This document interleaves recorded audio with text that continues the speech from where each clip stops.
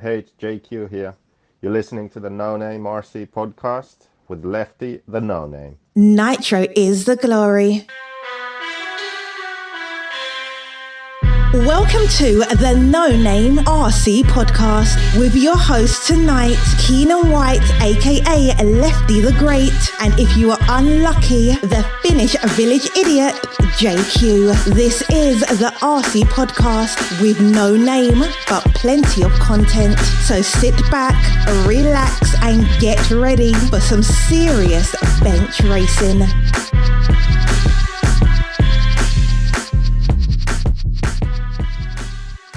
Hey, what's up, everybody? Welcome to the No Name RC podcast. It's your main man, Lefty. And unfortunately, today we have our co-host, the Finnish idiot himself, Joseph Quagrain. He insisted on coming on, because he wanted to talk about silly season. So, what's up, Joseph? How are you? Don't sound so excited. I'm not really excited to talk to you because I'm kind of angry at you. So, Why is that? well, you know why. We're gonna talk about that later. So what's up? Well, I don't know why, but sure, we can talk about it later. Oh yeah, we are definitely gonna talk about it. So what's up, guys? We took 2 weeks off for Christmas and New Year's. I hope you all had a great New Year's a great Christmas and New Year's. I tried to chill out, but I got kind of caught up in the whole silly season thing, which is what we're going to be talking about tonight on episode 9. It was I think it was probably one of the most exciting silly seasons in a long time. Joseph will argue with me and say 2016 was better, but I think this year's one was awesome. I think the parties involved played it up really good, except Cav, like he just was not really excited about it. It was kind of boring. But Tebow and Lutz and Maxima and Agama and everybody played it up really good. What do you think, Joseph? I think 2016 was better because I wrote a blog about it. Oh, yeah. Everything that you do is better. Yeah. Sounds about right. By the way, you sound like you have a cold and you're talking through a sock. So are you sure the sound quality will be good when you record this? Of course it's going to be good. It sounds crappy on your third world janky internet and your third world janky headphones that you're using. You know what? These are third world Apple iPhone headphones, so I don't think so. Where's my Christmas gift? We can't afford Christmas gifts. How about you sell more cars so we can make some money, and then we can have some money to buy Christmas gifts? How about that? See, it's always me. It's never his fault, people. It's always my fault. But anyway, how was your Christmas, dude? How was your Christmas? Because this is your first time in because Philippines is like really Catholic and really Spanish, and I live in the DR and it's the same way. And Christmas is a really big deal. So how was it there in the Philippines? Well, I mean, the theme for the Christmas was Hawaiian, so that was a bit different. Normally we have snow and cold and shit. Well, actually, I've been in California a couple of years, so that's been okay. And now over here, the theme was Hawaiian. Oh, yeah, that's cool. That's cool. Yeah. That's so awesome. a bit different. That's awesome. So, with that being said, what did you get your girlfriend for Christmas? Did you get her something nice? What? Did you get your girlfriend something nice for Christmas? No, I told you. You have to sell cars so we can afford Christmas. You didn't buy your girlfriend a Christmas gift. Oh my Jesus. Man, what? Listen, Did she buy you a gift? no, she couldn't afford Christmas either. Oh my God. What's going on over there? Anyway, my Christmas was quiet. I actually got kind of sick and didn't really enjoy it too much. And then I had to deal with you, and dealing with you is always a pain in the ass. So, See, I could tell that you're sick. No, I was sick. I'm not sick now. Right. But, yeah, I'm excited to be back podcasting, man. We got, we're up to 1,000 likes, over 1,000 likes on our Facebook page, which is really good. So I'm excited about that. Yippee. Yeah, hey, it's big. Like I didn't even think we was gonna get 250, and we got it. So, That's because you don't think big enough. yeah, whatever. Shut up. But I'm glad to have you back on because we've been talking about silly season all this time, and our guest tonight's gonna be our new driver, Mr. Jeff Keeton, and it's good to get his version because he's into silly season big time too, and we got an American version of silly season. Don't call him that. He is our JQ team driver. Accept it. Okay? In your case, you can say like yours. So like my new driver. Your That's new what driver. You should say. Your new driver too. No, you say my. Oh my. Not your. Oh You say my. gosh. Look, can you just shut up and stop arguing for a second and listen? This is my podcast, my rules. Okay? Remember that. But we're gonna get Jeff on here on a minute. This is episode 9, so we're like 8 episodes more than we thought we was gonna do because we only thought we was gonna do 1. So that's great. You thought. See what I mean? Like it's anyway. I'm gonna stop talking to you. I hope you all had a Merry Christmas and a Happy New Year. Thank you for all the people that sent us messages. Sent me messages about the podcast. I hope you all got what you wanted for Christmas. I see everybody's excited and going to races and going to local tracks and practicing. That's good to see because that means the hobby's growing. Probably some new people got into the hobby, so they're at the tracks racing and practicing after New Year's. I want to say shout out to all my JQ family because without you guys, we couldn't do this. I hope you guys all had a great Christmas. I'm looking forward to 2019 with you all. Shout out to Brent Densford at Beach RC, JQ Racing USA. Great guy doing big things in the hobby. Go check him out at Beach RC. Go check his track out. Shout out to Jerome Chambon, Donuts RC, RC Streamline, and JQ Racing Europe. He's actually at the Padova race this weekend. So I was talking to him. They're having a big race there on one man's. I can't remember the name. But that's the big indoor track in Italy. And who else do we? Shout out to our Fast Race. Fast Race is FastRaceShop.com is our sponsor for this show.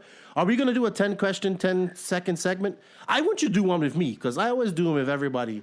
So I was kind of leaving that in your hands. So I don't know if you did it or not because I want to have someone ask me the questions for once. So I don't know. But thank you, everybody. I'll ask you questions. All right, cool. That's good. Hey, so what's up, Joseph?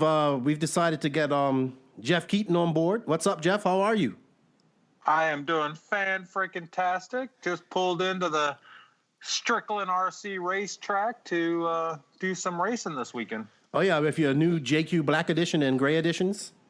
That's right. They're sitting in the car right now. That's right, Joseph. Our new team driver, Jeff Keeton. Him and Bobby Moore are both team drivers now. Accept it. Can you please stop saying that? No. Yeah, because, hey, I'm under the impression that the JQ refused to sponsor us because we're just a bunch of shit fountains. And he doesn't sponsor shit fountains. So, He's all happy. All I know is the money is in my account. It is, but see, so here's the reason why I signed on is because I want some contingency money. Oh, so I mean, you better open up that checkbook because you're gonna be paying me a lot of money this year. Well, like I said on Facebook, I'm gonna have to reevaluate all the East Coast contingency, and any contingency that you or Bobby win is most definitely coming out of Keenan's paycheck. Oh Lord! I got a paycheck. It's not like you don't pay Keenan anyway, so shit. Yeah, there we go. Right, he just works for free. So what's up, Jeff? How are you liking? I liked your write-up on that you done yesterday on your impressions of the car so far. I guess a lot of people, what I'm seeing, people think is that this was all some big show like that. You guys, that Joseph and Lupus Live, they never really had any real beef or anything, but there was beef at one point. I mean, like you guys were going at each other. on Facebook, and I know it's a lot of banter, but people got serious about that, and they think it was just some big scam. But I like to say to people change their minds, and you and I have known each other for a little while now, and every time we get to a race, we talk, and you always will come up and compliment me that you think the cars are good and you would like to try it one time. And, I don't think it's much of a surprise, but it surprised a lot of people. So why did you come over to JQ Racing? Well, there's a couple reasons. One, I do genuinely believe that the car is good. Like I've driven several cars over last year, just playing, testing while we're at the track. Cause I drive a lot of cars. I've driven Technos. I like to experience other manufacturers' cars just so I can say, hey, this car does that. I want my car to do that and try and figure it out. Mm-hmm. But the whole bantering between us and being more and JQ. Yep, you're breaking up.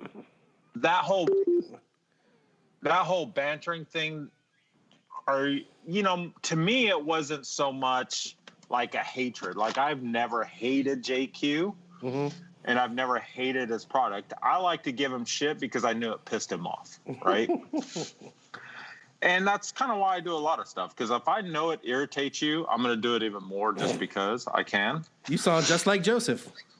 It is. I mean, I would never do that. Oh, right. Our personalities are a lot alike in that sense. But in the same token, where my opinion of JQ products or JQ racing kind of changed was when JQ himself changed the way how he approached the business. So two years ago, JQ was the man that would say, fuck the world, throw the fingers up and say, I don't care about anybody or what anybody thinks. This is what I'm doing, and I'm doing it my way, and piss on everybody else.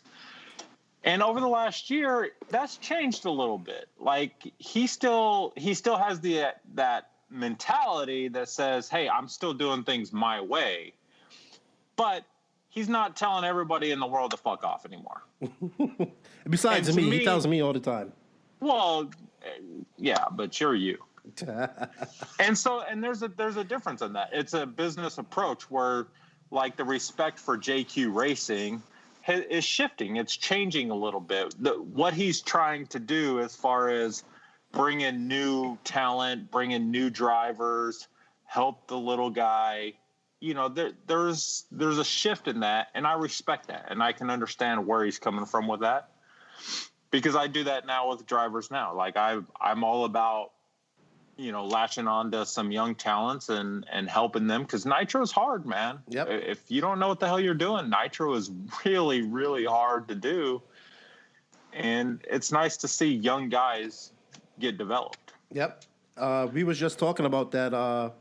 Joseph and I, we want to make a champion. If we can't sign a top guy at one point, we're going to make a champion. And I've told you this before as well. So, but, you heard that, Joseph? There's a shift and things are changing, so don't mess it up, okay? Yeah, don't fuck it up. The one thing I keep telling everybody is nobody has, when you sit and talk to JQ at the track, everybody's like, dude, I like the guy. I really like the guy. Mm-hmm. But then he goes on Facebook and he talks about politics. If he would leave the freaking politics out of everything, life would be good. Like, he wouldn't have any issues. Never going to happen. But that's who he is, right? Yep. So that's why he brought you on, because you're the damage control guy. So you gotta fix all the shit he fucks up. But where are you, Joseph? You're very quiet. I'm just here taking it all in. Okay, he's taking in you getting some compliments, so he doesn't get them much, so he's excited. But with that being said, I'm still going to be the first one to give him a bunch of shit when he does something stupid. Good, somebody has to. Because that's, again, I don't care who you are. If you do something stupid, and I expect the same thing in return. When I do something stupid, people are the first ones to call me out. Yeah. Well, I'm glad to have you on, because I like how you've tackled you've been testing the car. You're honest about it. you know what you want, and you're gonna find it sooner or later because you're a smart guy. You know what you're doing setup wise, and I think you're a great asset to us on the East Coast, and when we travel to these bigger races, so it's gonna be great. You should come DNC with us in February. We're working on accommodation now. Yeah, I'm all in. And I mean, it's going to be fun. When are you going to sign up to the 100 Club? Okay, so here's a couple of things, right? So, being that I'm a non-sponsored driver because I'm a shit fountain, and I'll always be a shit fountain, and you don't sponsor shit fountains. The one thing you could do is at least give me some free membership to the 100 Club. boom. Because I do want one of those cool shirts at some point, but I'm not paying for that shit. Like, I'm not gonna be one of your cronies who, sends you $30 every month because I want a free shirt or a shock tower or some shit. Nothing in life is free, Jeff. My love No is such thing. Freedom isn't free. My love is free. Well, you're gonna have Bobby there with you this weekend, and the Walkers, and Jake Lasko, and Trent. So it should be a couple other guys are coming on to a race there. So it should be a good presence there. First big race in Florida for the year. The track looks awesome. It's got a whoop section. I'm excited to see that. So, and then you guys have got SIC in a couple weeks. Yep. So Yeah, I race every week. So I got this weekend, and I'm got another club race I'm doing next week, then SIC, and then I'll be up in Savannah the last weekend of the month. awesome. So another reason I brought you on this podcast, Jeff, is because you and I and Joseph, Joseph and I talk about silly season, but I think the only person that I know that likes silly season as much as me is you. And we've been talking about it back and forth for months, and we've heard all the rumors, and I personally think this is probably the most exciting silly season we have had in a long time, and I want to talk about it. So Joseph insists that his silly season, and when he did the blog, everything that Joseph does is always the best. So in 2016 was the best silly season, but this was the best silly season because I think all the parties involved, except Cav, who didn't really get involved in it too, like in the Facebook social media side, all the parties played up to it. Lutz did a good job. Tebow done a great job. Agama, even MX did a great job. Like playing, keeping everybody on the edge of their seats. I thought it was a great silly season.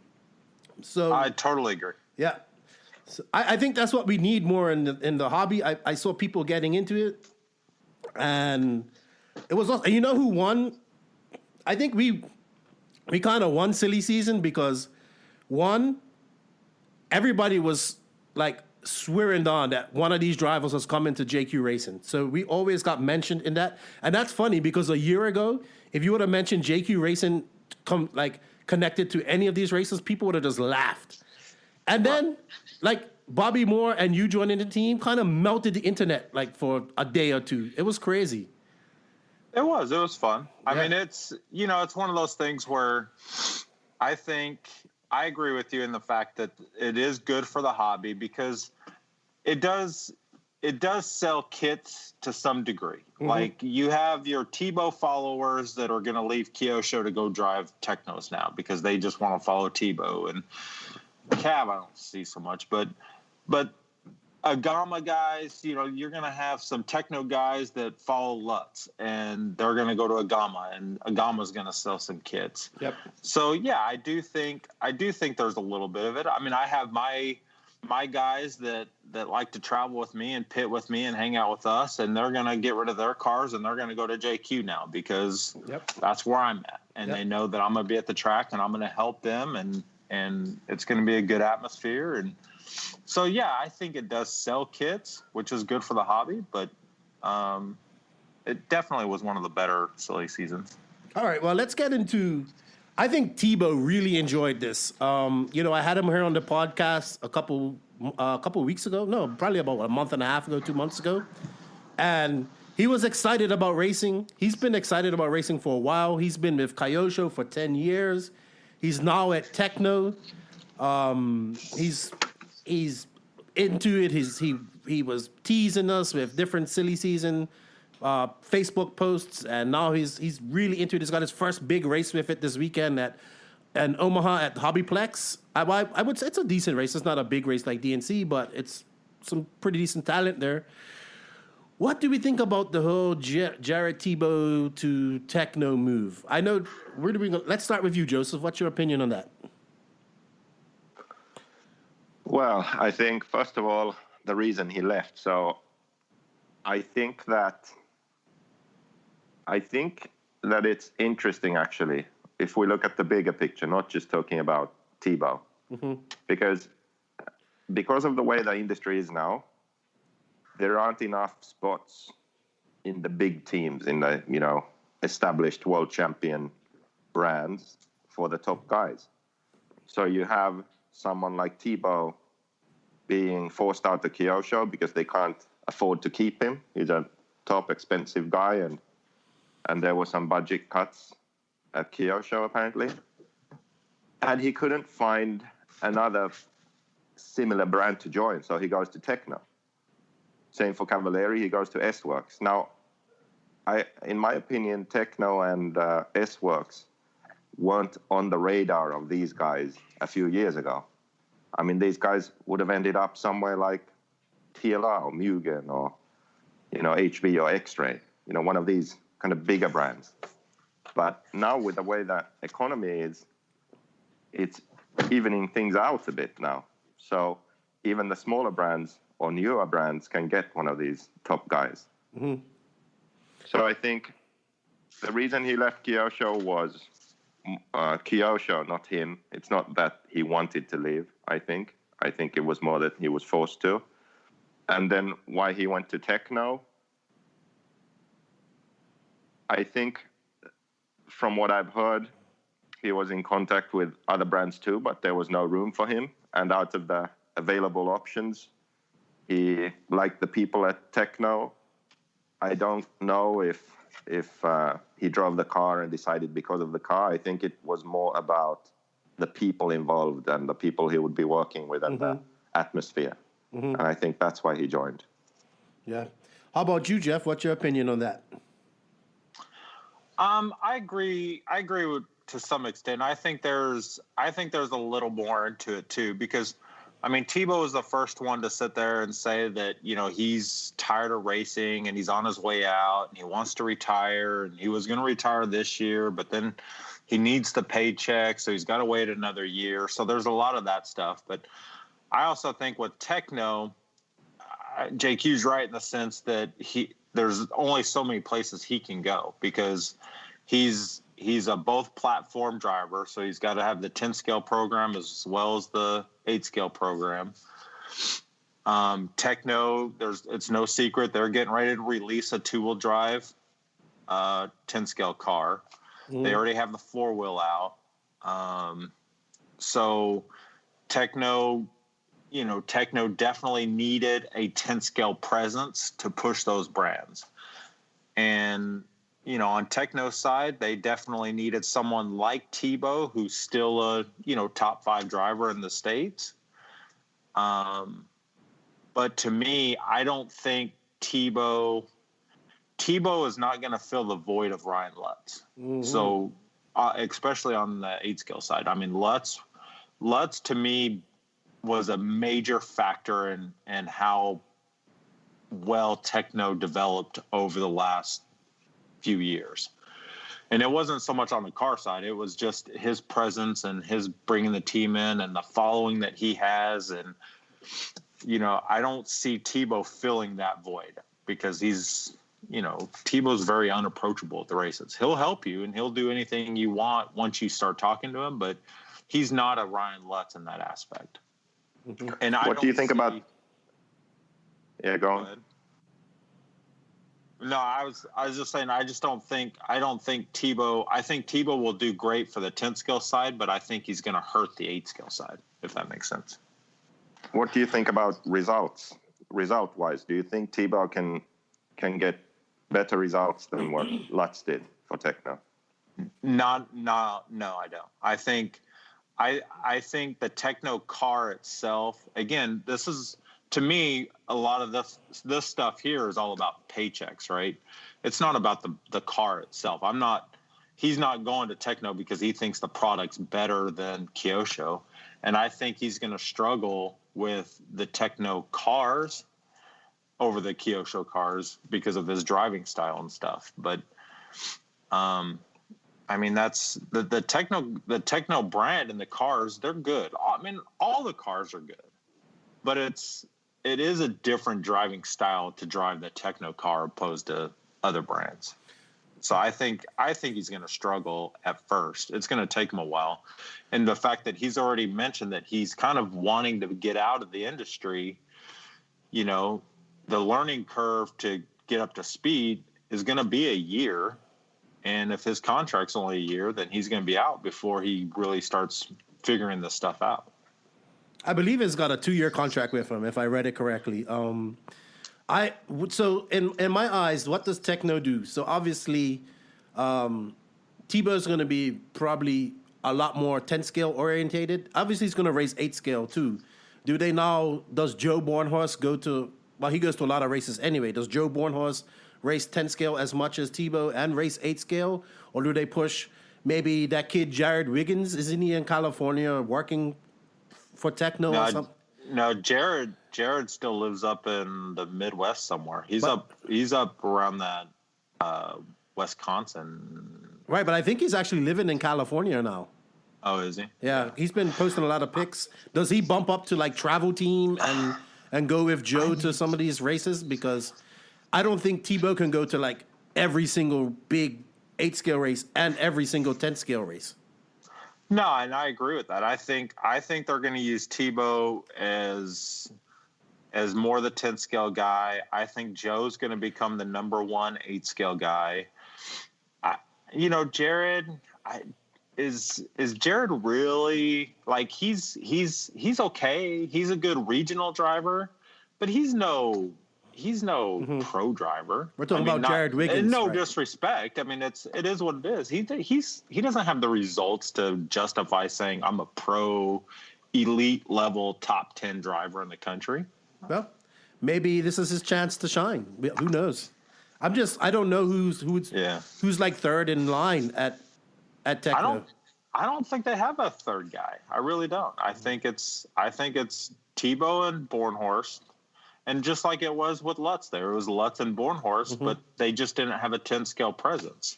So Tebow brings the 10 scale presence. How do you feel about that, Joseph? Let me ask you this. Why would Tekno do this? Why would Tekno not just stick with Lutz? Because they needed somebody that can compete on the 10 scale level. And they're getting ready to release a 2-wheel drive car. And they got to promote that, and they got to promote the 4-wheel. And let's be honest, the 4-wheel hasn't. I mean, it came out, and they sold a ton of kits because it's Tekno, and it was something new and a little different and all that stuff. But they don't have any results with the car, aside from what's his name, Hooks. He won the Roar Nationals, but it was all the stock classes, and nobody gives a shit about stock. I mean, it's stock. Who cares? Interesting. But there's no way that car's competing at the mod level right now anymore. Yeah. What I'm interested to see is how Tebow does with the car, like you were alluding to earlier, because Tebow came from Kyosho. The Kyosho car has been seen by many as being the benchmark for 8 scale for a long time. And then in recent years, the other brands caught up to Kyosho and arguably have surpassed it. And we've seen some Kyosho drivers do well, but they haven't been as dominant and as good as they were in the past. And behind the scenes, there was talk of the car not being capable anymore. It wasn't fast enough for them. That's how they were feeling. It needed to be updated. Now, I think that Tebow isn't very good when it comes to setting up the car. And he isn't able to develop a car and improve on it. If you give him a good platform, a good car, he's a great driver. But if you give him something that doesn't quite work and have him figure it out, I don't think he can do that.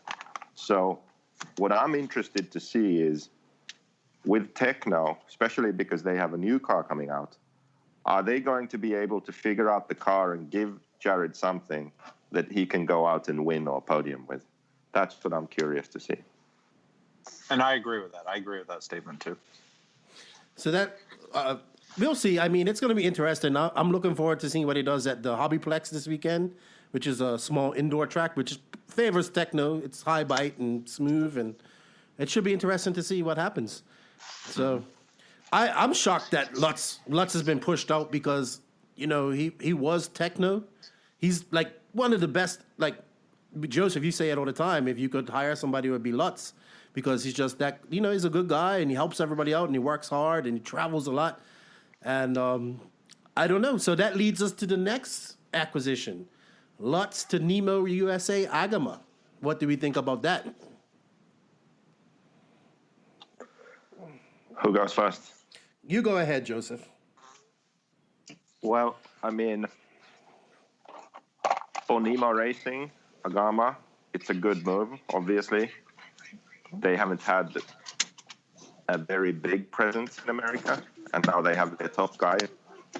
The question really is he going to affect their sales in a big way?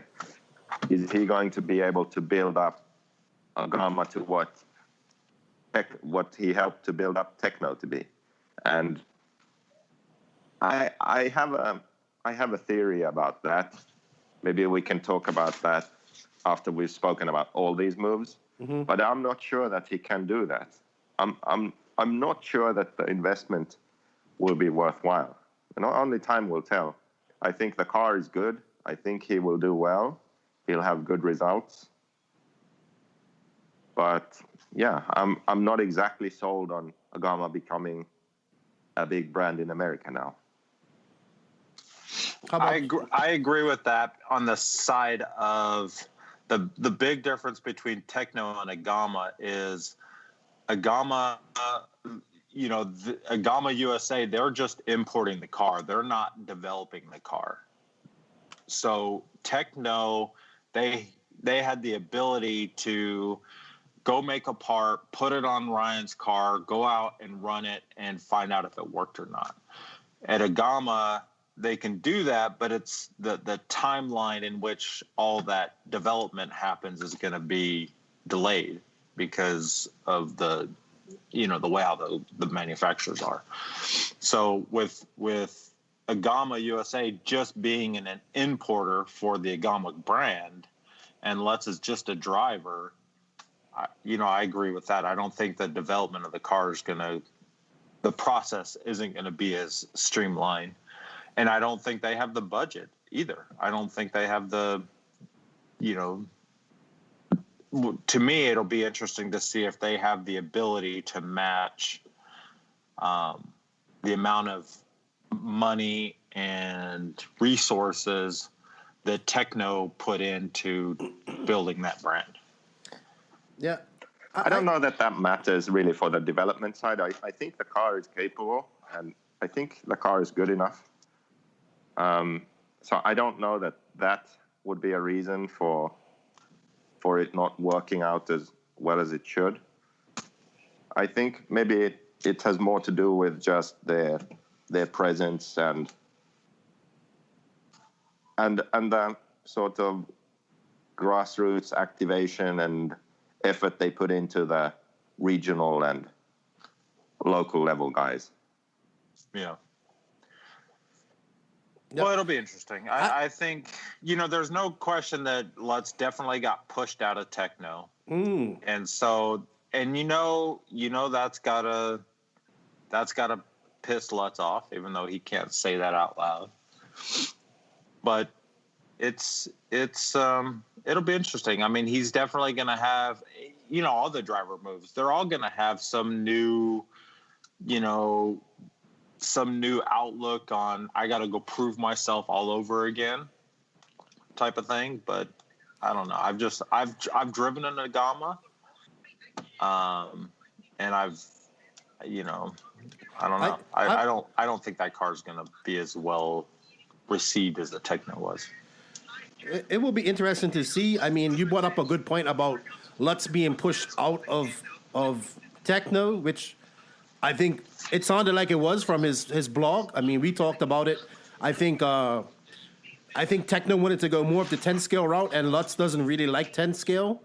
And let's be honest, like Lutz is everywhere. He was everywhere for techno. Like, Right. you know, so to add that, to put that on him as well, and he's got 4 kids, I understand that. I totally understand that. I am happy because, you know, I know Billy Tylaska and those guys, they work really hard at Nemo USA. I know it's mostly a southern brand, big in Texas, big in Louisiana, and those areas. Will Lutz help them grow? I think they got the best acquisition out of the 3 that moved, because Lutz is the type of guy that probably can help a brand grow. He did it with techno. He's approachable. He's easy to talk to, and whatnot.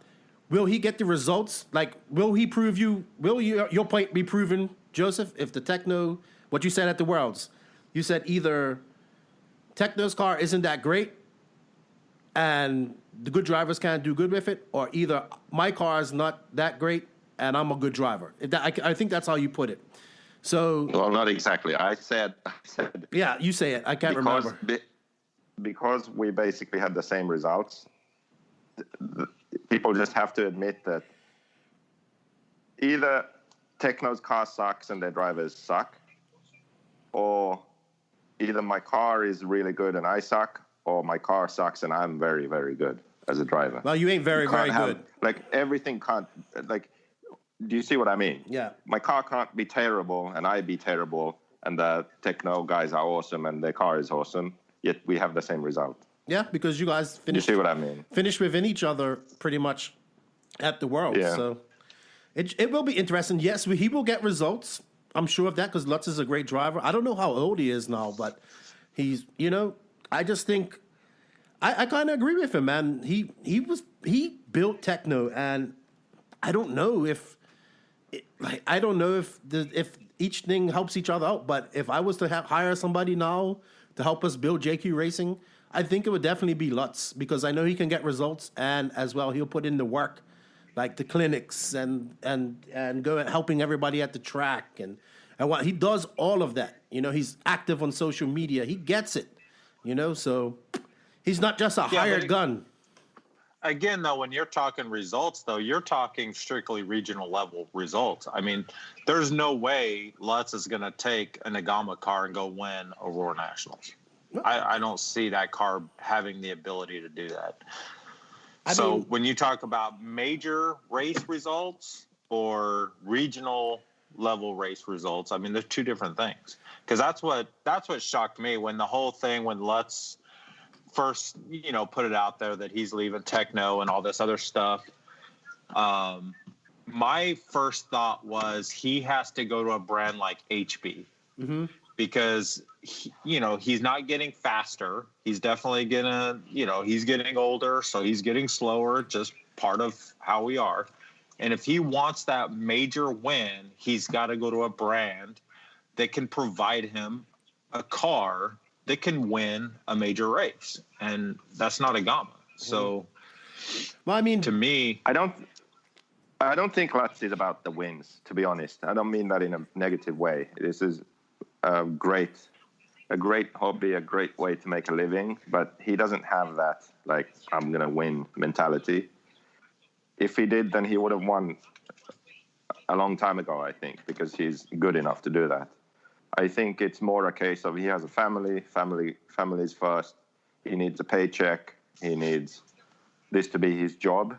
That's his priority. His priority isn't to get the best car, it's to get the best deal. yeah.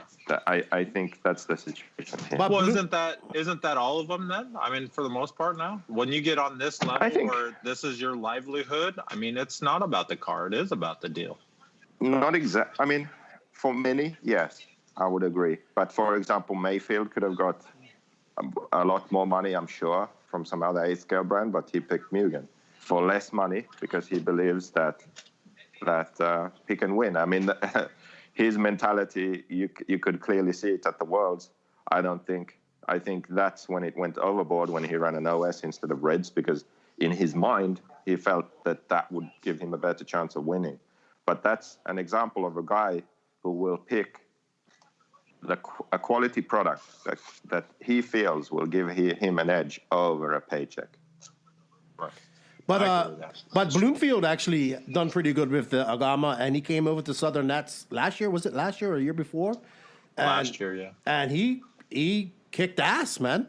He gave Mayfield a run for his money. I mean, so we shall see. I've seen, like at Southern Nats, it was like Agama. It was a lot of Agamas there, and a lot of those young guys were really fast with him.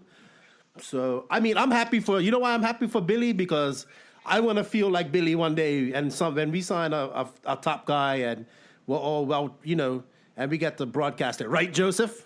I want to feel that feeling one day. Yeah, that would be good. Yeah, whatever. You keep saying yeah. You got that with me. I'm going to go win the next, Roar Nationals. There you go. Right. There you go. Over 40 class. Okay, so I have a question. Just one? I have a question. Yeah, well, just one about this thing. Mm-hmm. Who's the real winner? Like DNC, let's say DNC. Who beats who? Does Lutz beat Tebow or Tebow beats Lutz? Good question. Does Agama win with this move, or does Techno win with this move? I say Tebow beats Lutz at DNC because they have more experience. Okay. At DNC. Gotcha. Even though it's a new venue, new place, DNC is a unique race in itself, and with Agama being a newer team and Lutz and Billy figuring each other out, because there is a lot of that where you got to figure each other out.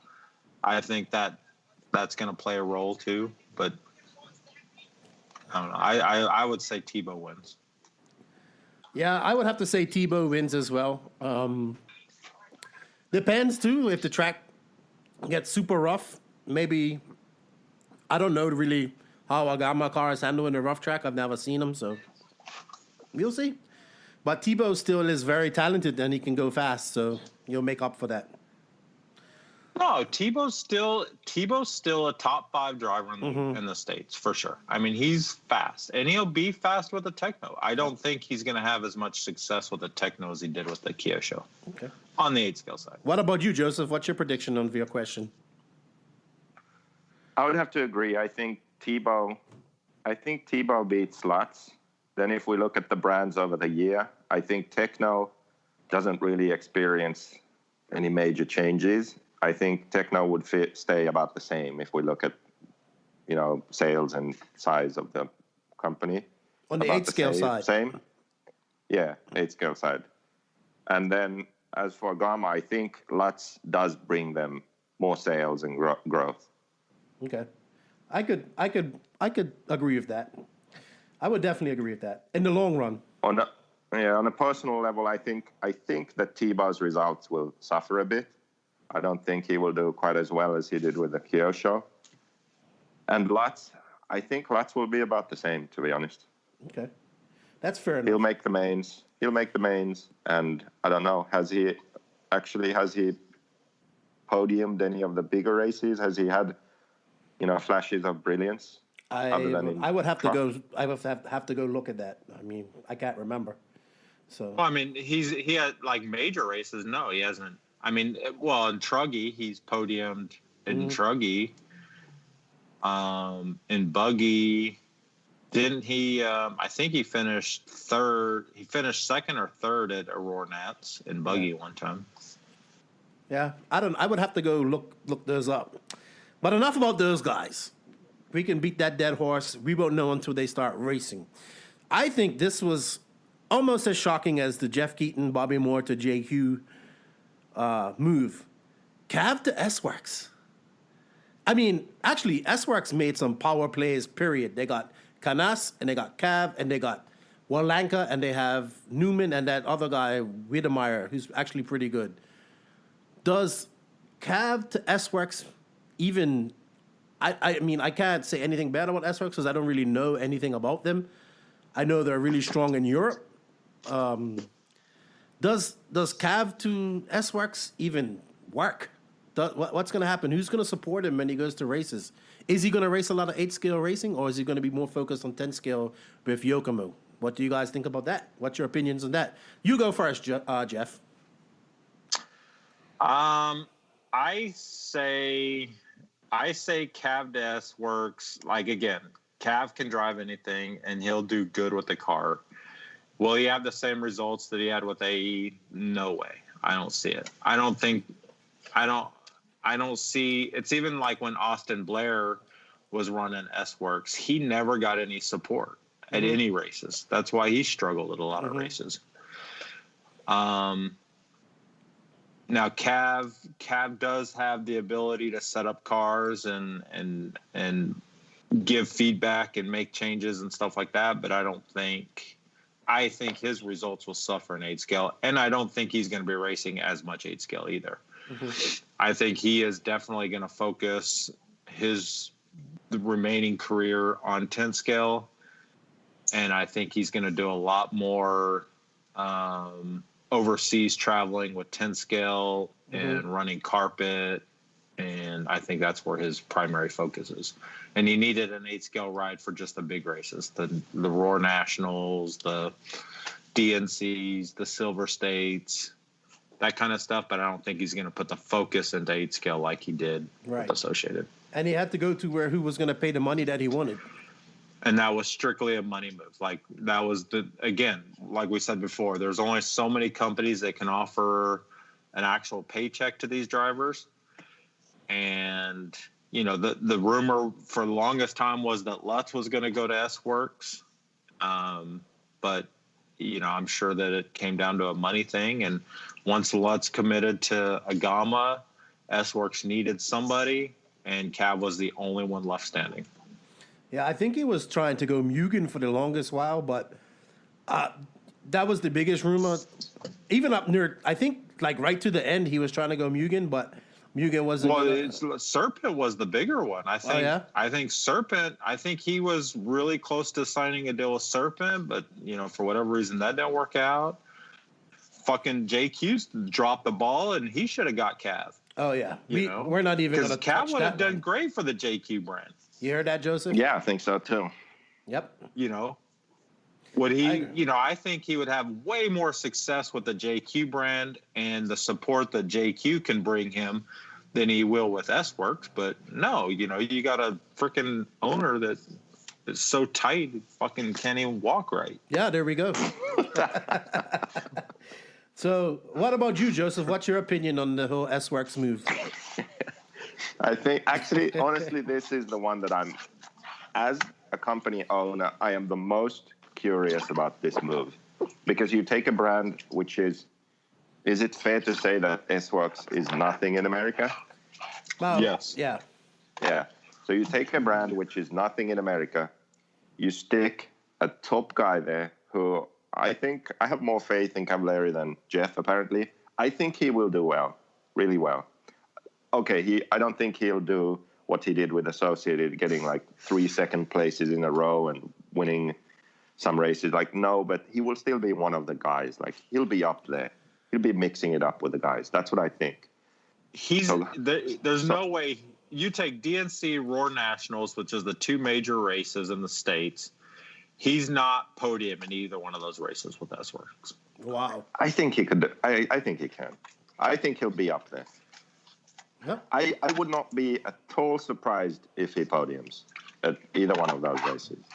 All right. Well, we're gonna place a bet on this at some point because I don't see it. Okay. So, but see, this is why I'm curious. Let's say I'm right and Ryan does well. Does that actually change anything for S Works in America? That's what I'm really curious to see. I don't think so.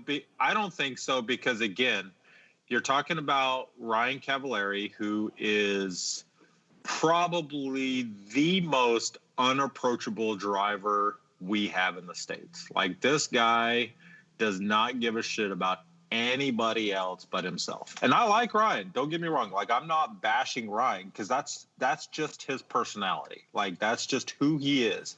He wants to go to the race. He wants to do his thing, win a race, pack his shit up and go home. And he doesn't care about Joe Blow, and he doesn't care about promoting the brand. He's not big on social media. He's not none of that stuff. That's not who he is.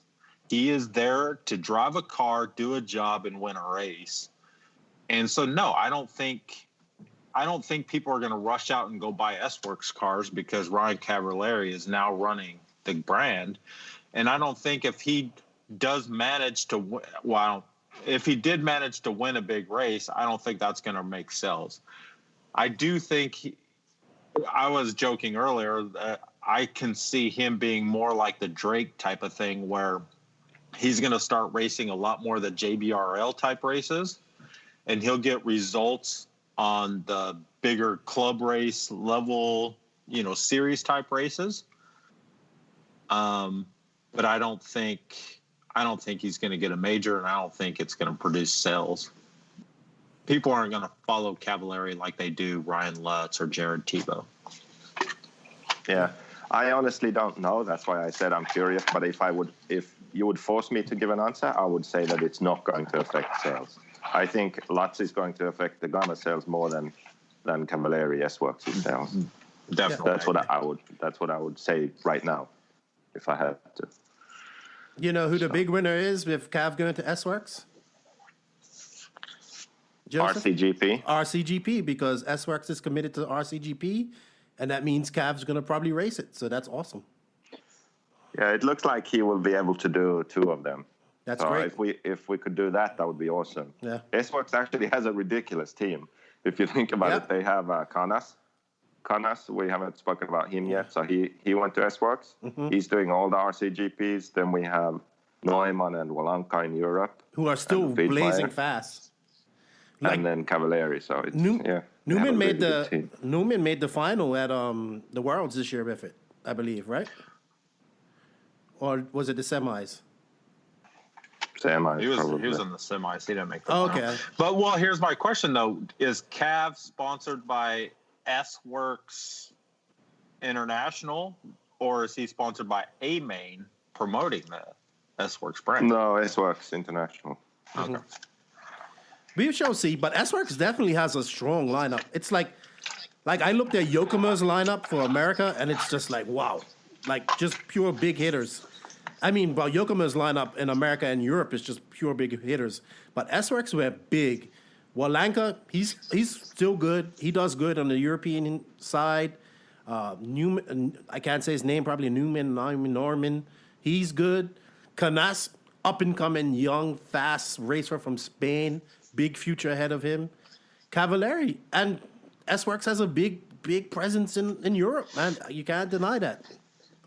Yeah, but if you look at like Newman, right?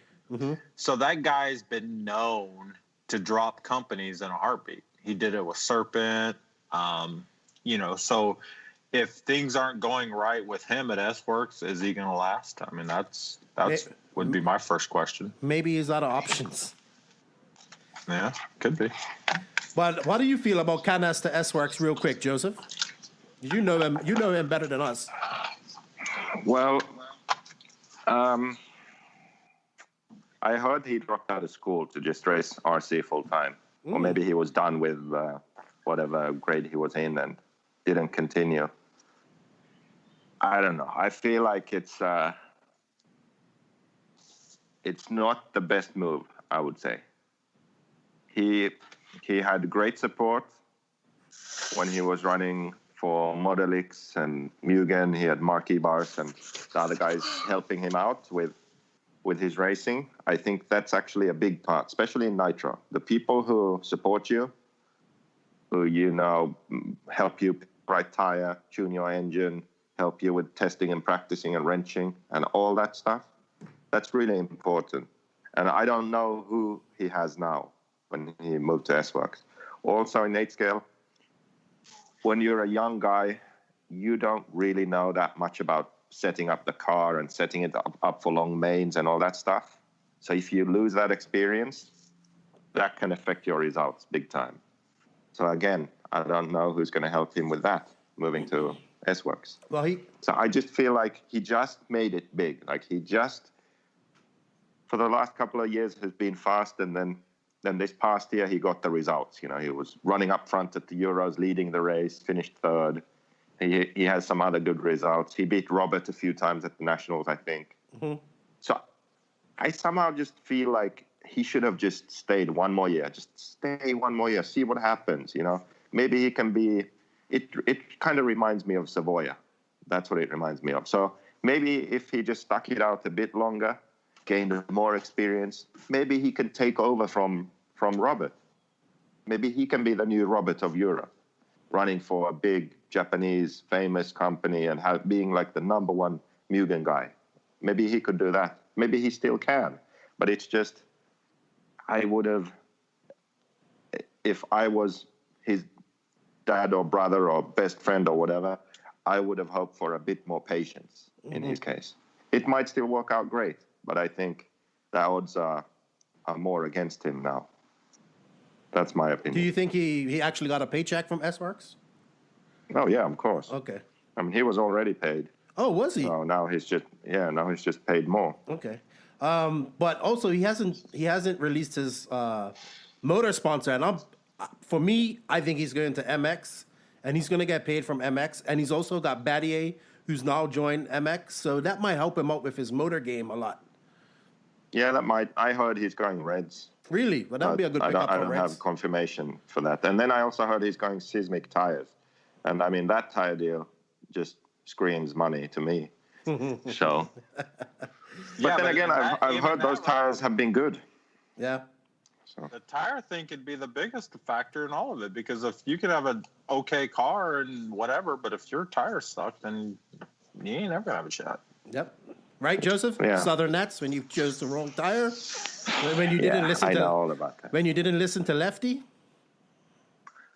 What were you saying? I said those tires aren't working. My car's great. You don't know what you're talking about. That's exactly what you said. Yeah. The one time Lefty was right. And so the Savoia reference, to explain that, maybe all listeners don't know. So Savoia was winning everything. He won 3 Euros in a row, right? Mm-hmm. Do you remember that time? Yes, he was I do. The man.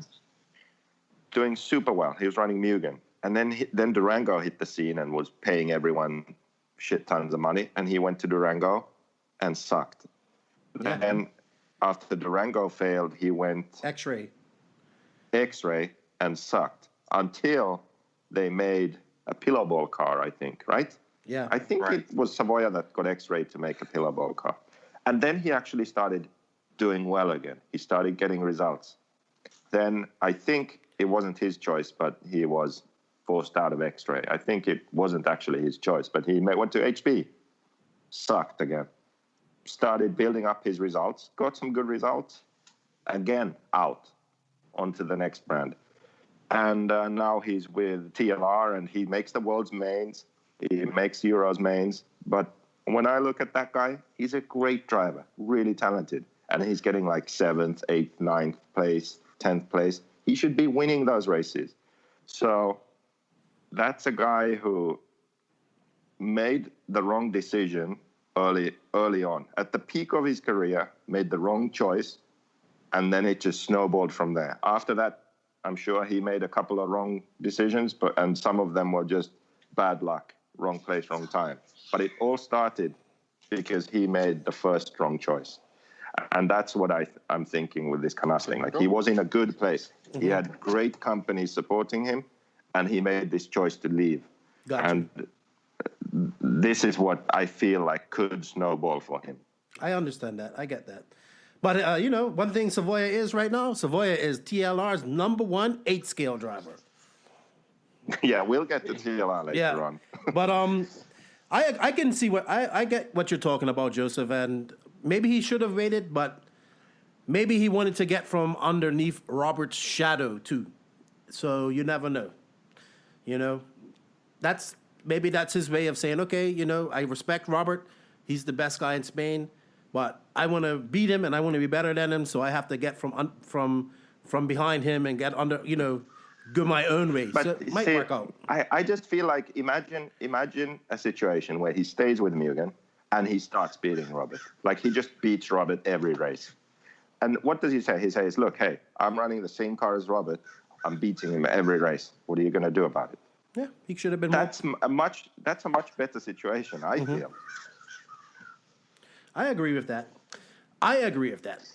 All right. Now, here is a move that I'm not surprised that it happened. They needed somebody in America. CJ Jelen, the phenom. I wouldn't call him the phenom, the wonder kid, 14 years old, made the finals there in Australia. He's super fast. He's good in 10 scale. He's good in 8 scale. He's young. To Kyosho America. Kyosho's actually built up a pretty solid team in America now.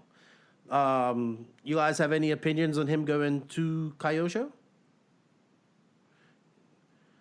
I think he's gonna do well. Mm-hmm. I think he's gonna do very well with the Kyosho car. I think he'll do better. He'll have better results with the Kyosho car than he did the X-Ray. He'll definitely have a little more support. He's the number one driver for them now, so they're all in on CJ, and he's young. So yeah, I think that was probably, as far as a results thing, I think he's going to be the next big thing in the States. He'll be the next Spencer Rifkin in the States. And I think right away he'll have the potential to go to the DNC and compete at DNC and go to the Roar Nats, and he'll be a contender at the Roar Nats. So as far as results goes, I definitely think he will probably have the most success out of all of them. But again, I don't think he's going to sell kits. I don't think it's going to be a big boost in. You're not going to see a bunch of Kyoshos out on the track now that CJ Jelen's running for. Very true. Very true. How about you, Joseph? Well, I think Kyosho signing CJ is a win-win, because Kyosho go from having Tebow, who's at the tail end of his career and really expensive, to having a new, young, fresh, exciting talent on their team for less money. So they save money and they still have a great driver with potential to have great results. So I think for Kyosho, it's a good move. And then for CJ, it's also a good move because Kyosho is a good brand. I think the 10-scale programs are lacking a bit, but I view CJ more as an 8-scale driver. I might be wrong, but that's how I view him. And the 8-scale program's on point. So I think for CJ, it's a good move. Yeah, I can't deny that. I mean, I'm a big fan of CJ Jelen. He has a really big fan base in California. The kid's awesome. He's going to be doing Reedy here soon. Let's see how he does there at Reedy. He has a very bright future ahead of him. And he comes from behind Ty and Gord's shadow and is going to forge his own way forward in RC, which I think is awesome. He's not going to be a fanboy no more. He's going to be a champion. I'm not saying he was a fanboy, but that's my expression that I use when people get from like Padawan status to like Jedi Master status. And he's going to be a Jedi Master soon. So I agree with that. I think he has the next potential to be not only a national champion, but I think, by the next Worlds that comes around, I think he'll be a contender there. Yep, for sure. I think compared with Canas, this is more of a lateral move, maybe, so it's not as risky, but I have to say maybe there's a bit too much switching of teams going on in that family than what I would hope for or prefer. Like if you think he went, HB, X-Ray, now Kyosho, what were they before HB, or is that what they started with? I'm unsure. Not sure. I think they started with that. So anyway. Mm-hmm. Oh, well. All right. Going from one top brand to another. Very true. I mean, Kyosho's been pushing in America, though. They have been building solid regional teams, and I've seen a lot more people running Kyoshos, through Facebook. I don't know how it is at the tracks. I don't know how it is down there in Florida where you are, Jeff, but... there is none. There's probably 2 or 3 people that run Kyoshos in Florida. Okay. And Cody King is back at Kyosho, and I can't say I'm not surprised because I heard he was running Kyosho cars in December sometime at the at one race that he went to. What do you feel? Do you think Cody King is going to resurrect his career? I mean, this is like last chance, I would say. I thought Serpent would be his last chance, but I mean, I like to see him get back and go fast again. I mean, he still has the talent. He now has to focus and make it happen. Does it happen with Kyosho? Well, I don't think, again, to me, that wasn't a surprise. I mean, it's not like he left Kyosho on bad terms. He just got lazy and he wasn't putting the work in to maintain that elite level status, right? So obviously Kyosho had to drop him. I mean, but it wasn't on bad terms. So him going back there isn't a surprise or a shock to me. But I do think that if he can keep straight and he can be right, I mean, he can certainly resurrect his career and become another top, 5, top 10 driver in the States. But I don't know. I mean, I think that's going to be really hard for him to do. It's going to be really hard. The commitment level is hard to do at that level, at that elite level, if this isn't your career. And I don't think Kyosho's paying him. No, I think he's probably just got a decent sponsorship through them. I don't think he's getting a paycheck. And can you compete and put the amount of time and work and everything in if it's not your job? Very true. Very true. And he needs the support. I think he had his best results when he was working along with his dad. I think maybe they're working together again. I'm not sure. I wish him the best, man. I really do. He's talented, but it's not always just about talent. It's about putting in that work. So, and you, Joseph? I don't think he will resurrect his career or anything like that. I think it's good that he has a hobby, keep his mind on, something positive, hopefully. But I don't see it leading anywhere. I think he'll race locally, have fun with his friends, kick the captain's butt occasionally. Oh, God. And that's about it. Yeah, I agree. I think he's going to probably do a lot of those JBRL club level events, and he'll probably steal some of Drake's thunder as far as being able to podium at all those races. I think we've covered most of the major moves in 8 scale. We briefly touched on Badier's move to MX. Any words on that? I think he's just going to get faster because I think the MX motors are great. Your opinion on that, Joseph? Well, he already had an OS-based. It was running the Ninja. Right.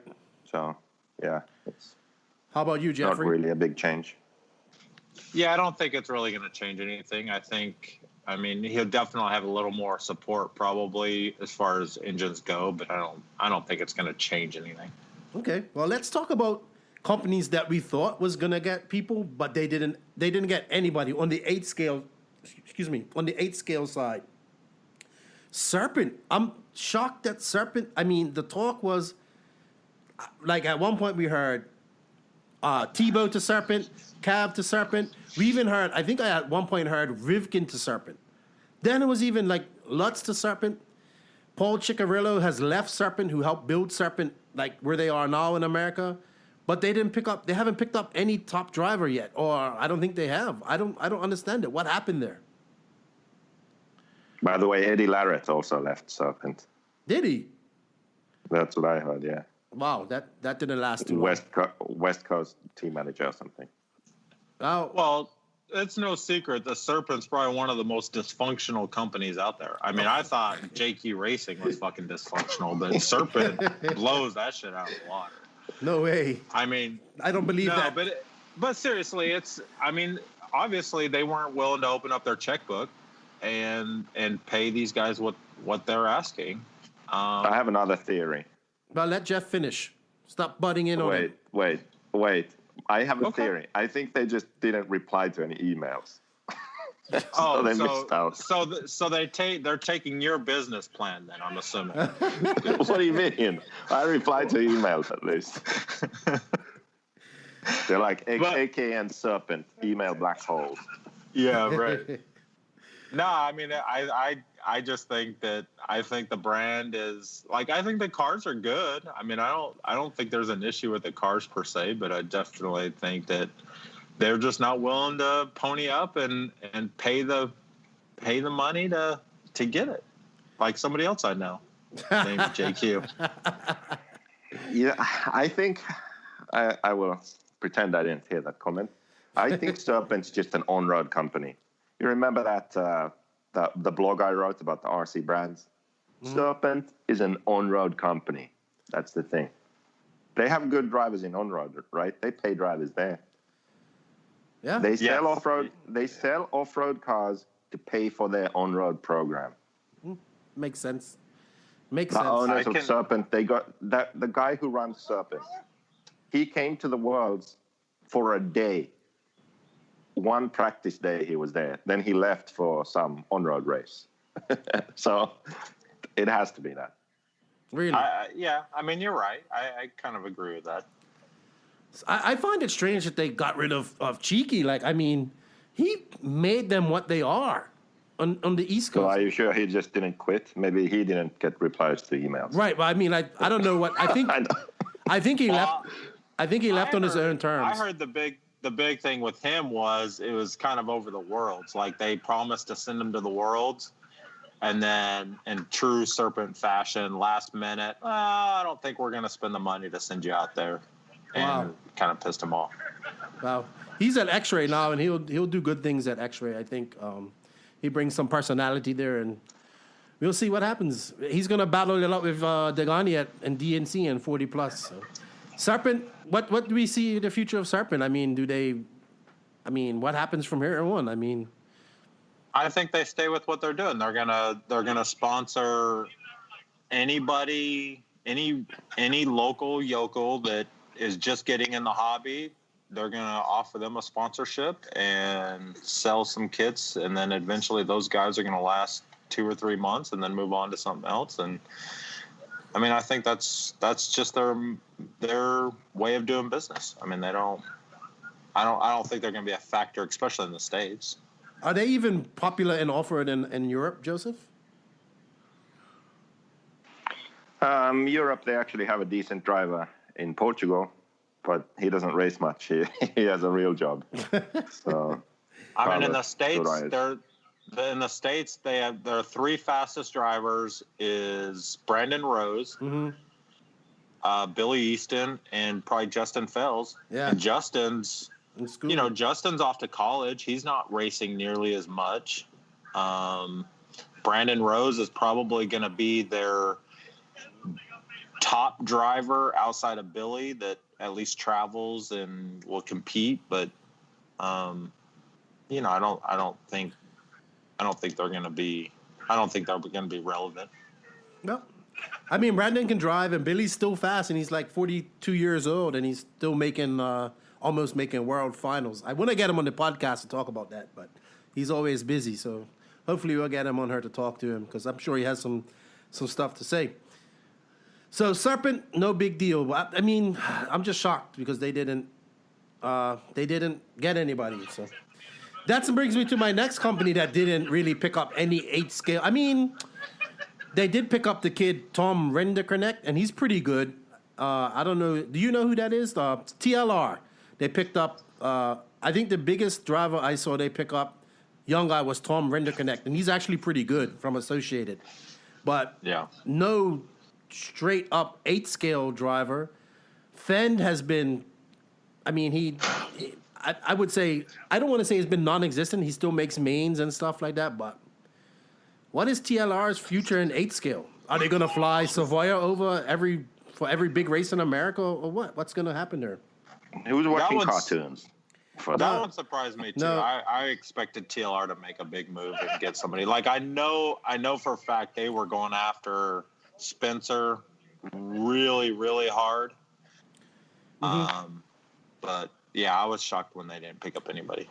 Yeah, I kind of Joseph kept telling me I was an idiot, but I was like, I can see Tebow going there.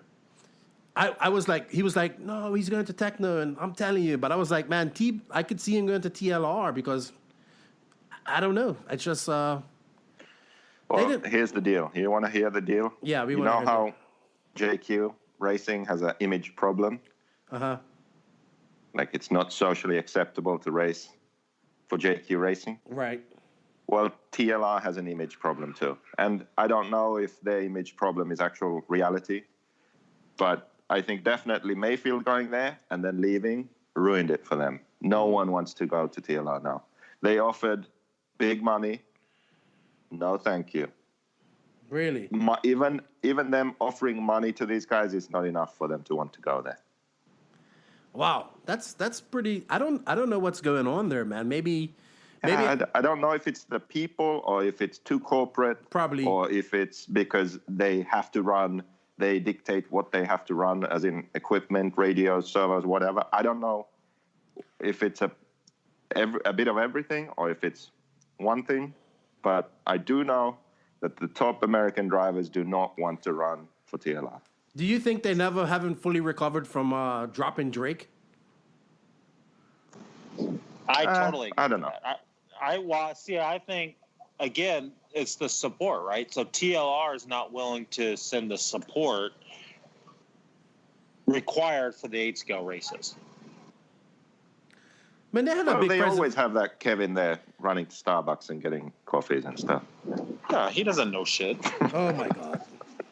They had a big presence at the Nationals though this year.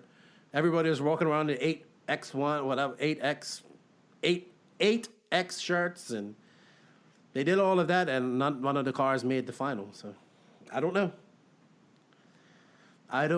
It's just crazy. I can't. They're like a big company in RC, and will Dakota Fenn like actually do good in 8-scale this year? He's got a new engine sponsor too. I can't remember who it is because everybody says, oh, it was the engines. You can't Pico and Reds.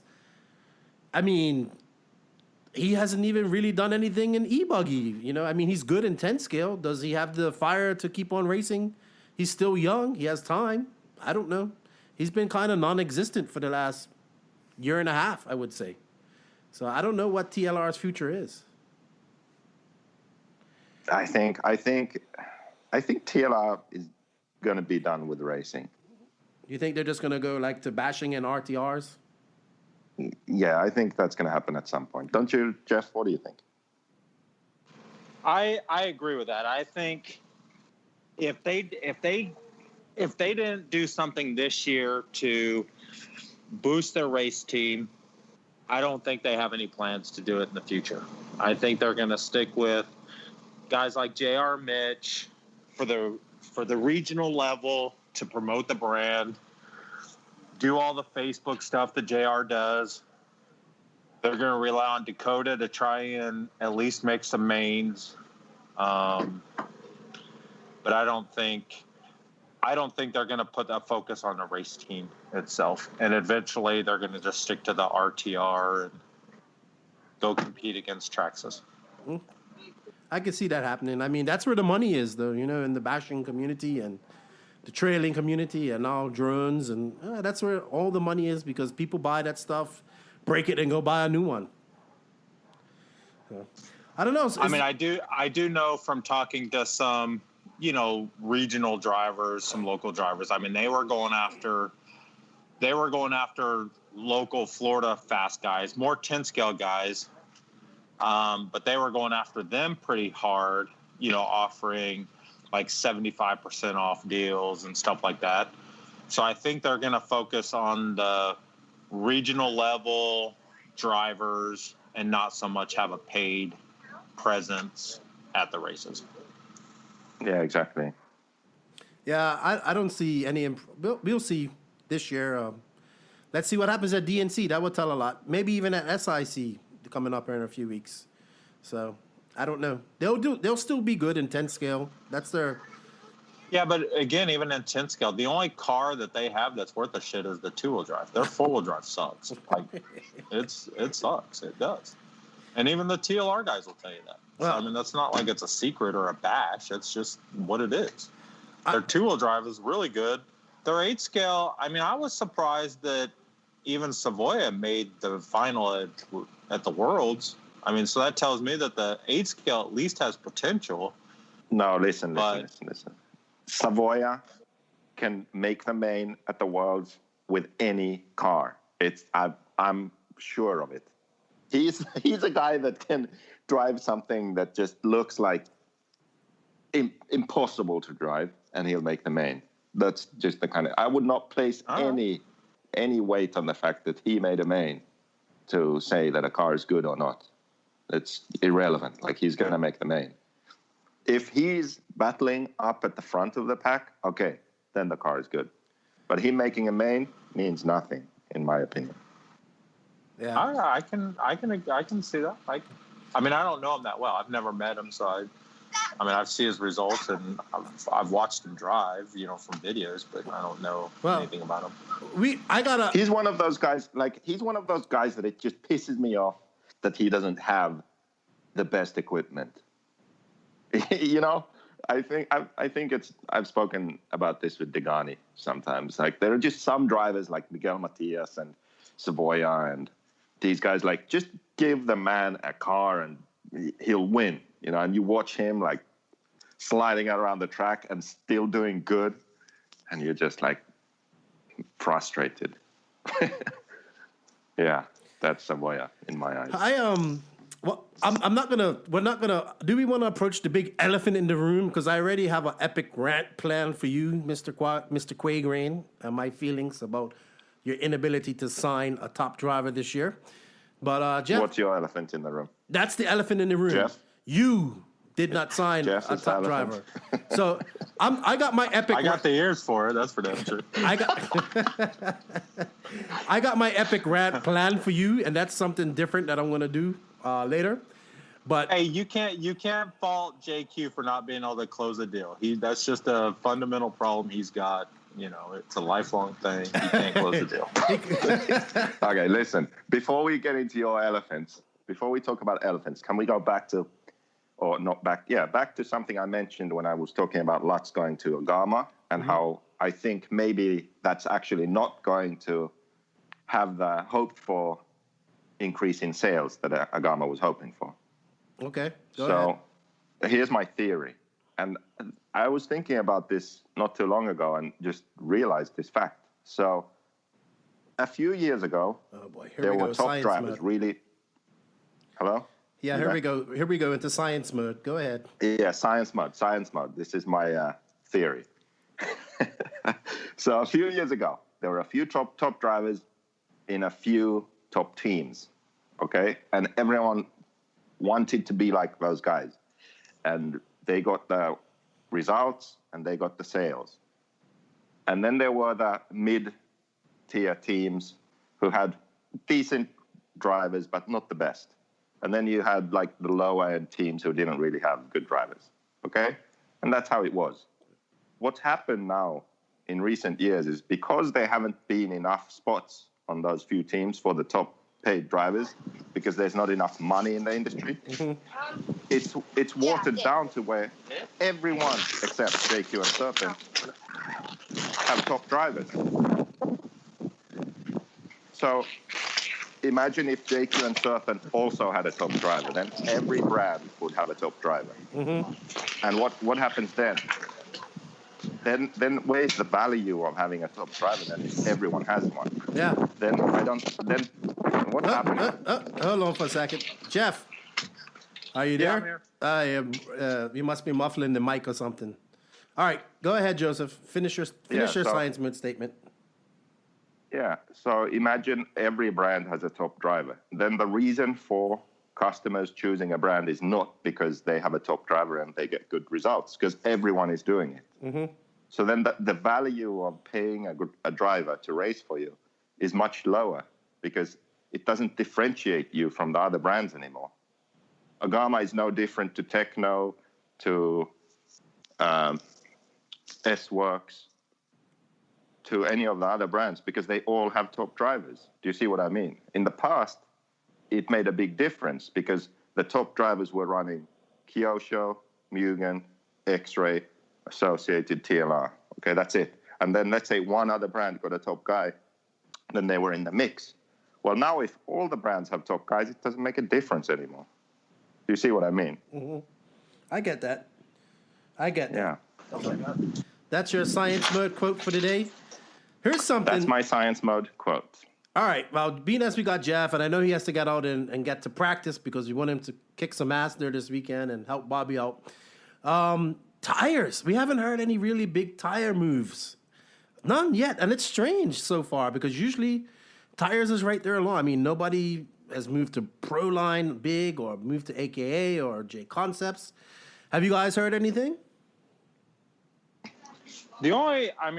Nobody's like, you're right. The signing stuff I haven't heard. I do know that like the big Florida gossip was Cole Ogden was down in Miami at Mills Pond testing sweep tires. So I don't know if he's going to move from J Concepts to sweep or not, but that'll be a big thing for not so much JC, but that'll be a huge thing on his program. I mean, sweep tires are not known to work on our East Coast tracks very well. So, if he did that, that could be a big factor in his race program. Yeah. But you're right. I haven't heard any big tire moves or I really expected Cav to leave JC, which that didn't happen. I kind of expected JC to sign Ongario. Like, I really thought that was going to happen. Mm-hmm. Simply because Ongario freaking has every JC option part on his cars. The only thing he doesn't have is tires. So I really thought that was going to happen. Interesting. But, yeah, I don't know. Interesting. How about you, Joseph? You heard anything? No, I haven't heard anything about tires. Okay. It's shocking. It's shocking for sure. Well, I don't know. I mean, we have a whole bunch of electronic changes, and Spencer Rifkin made some changes, and I guess Spencer's going to be AE's number one 8-scale and 10-scale driver there. I guess they're not going to have any more 8-scale drivers. I mean, but then again, you got Alex K and Cole Tollard who could come in and fill in a spot because they're both fast. Alex K is really fast in 8-scale. They have Ongaro in Europe, who's the world champion.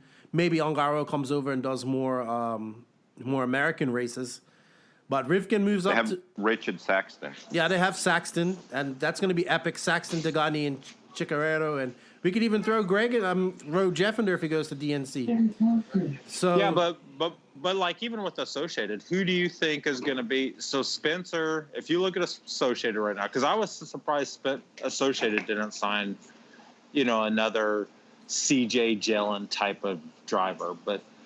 So they're holding all their hopes on the 8-scale program right now on Spencer because he's the only driver they got that can seriously compete on the 8-scale side. Or do you think they're going to make Dustin Evans start running more 8-scale? Or how about bumping up Alex K or something like that? Alex K did pretty good at the Nationals this year. I would think that they just bump Cole Tollard and Alex K on their travel team for 8-scale or something like that. Yeah, I can see that. Yeah. I forgot about Cole. I mean, he's definitely coming a long way. All right. Well, Jeff, we know you have to get to wrenching. I got some questions on the Facebook page here that the guys have asked Joseph, so we're going to do those.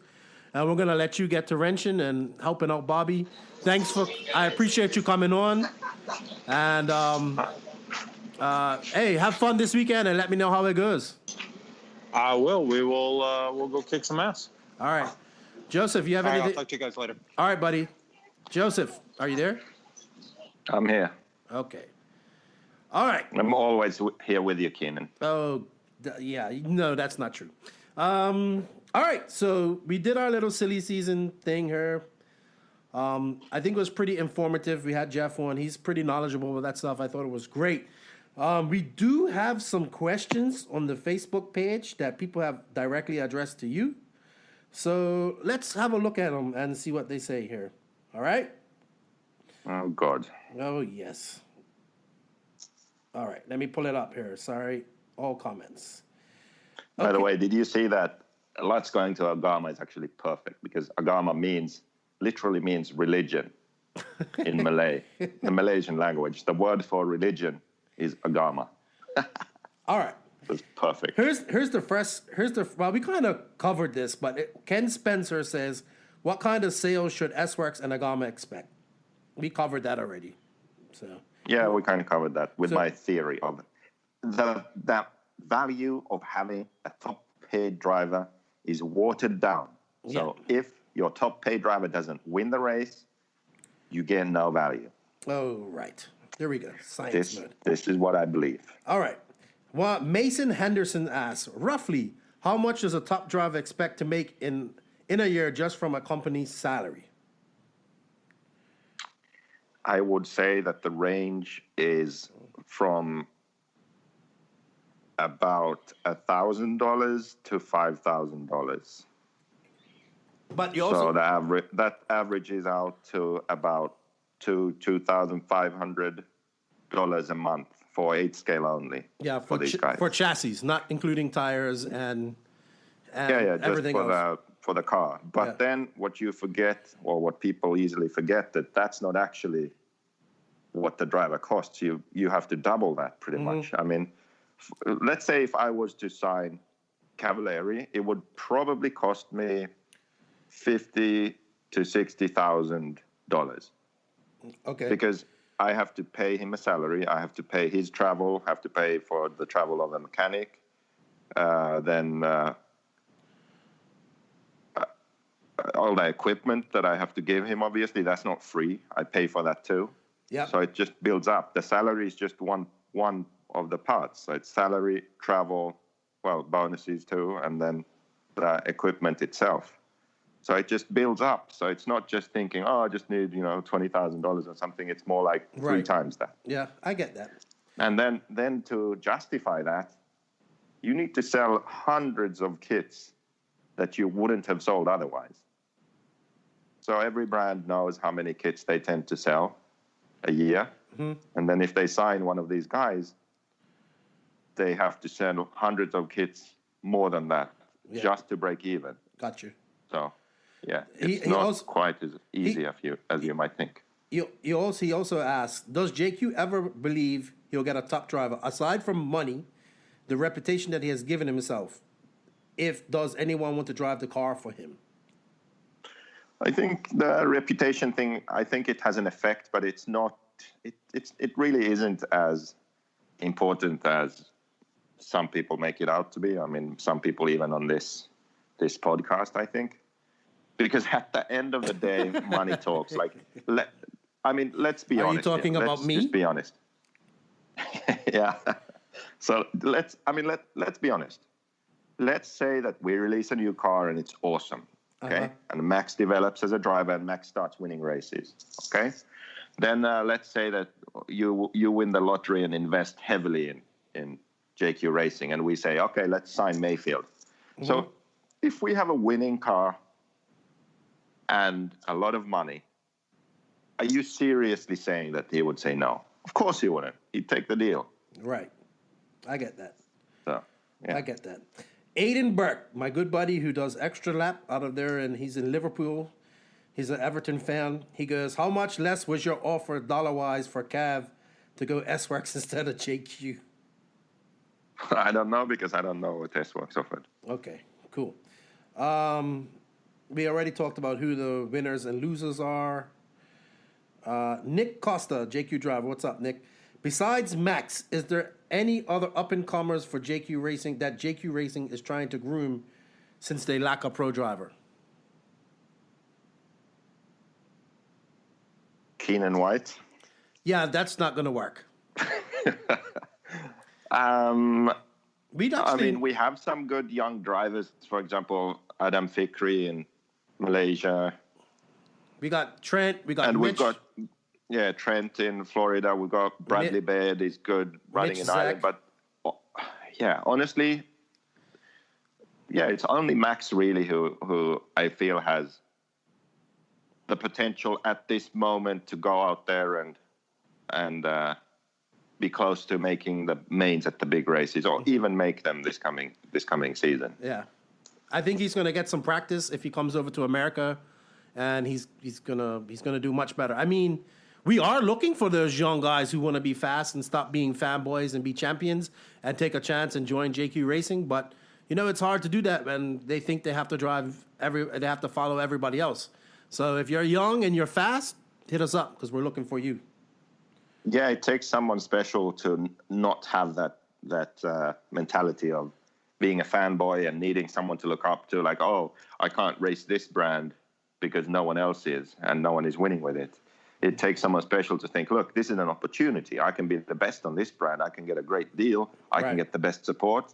This is who I'm going to go for. Mm-hmm. If I was kind of that kind of person.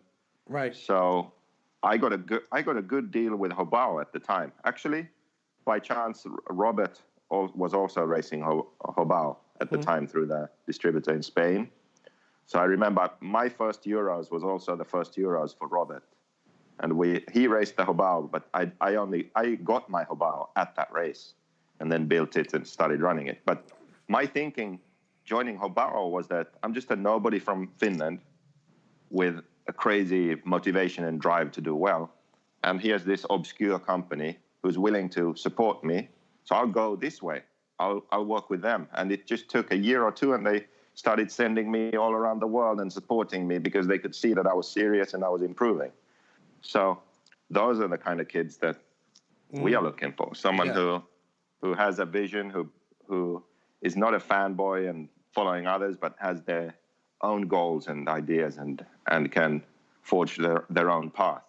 We can help those guys, but it's just those drivers are few and far between, it seems, especially nowadays. Yeah, I mean, it isn't that we aren't doing it for lack of trying. I mean, we are definitely, I definitely want fast young guys, and it's when that a guy has it, like Richard Saxon talked about it, who has it.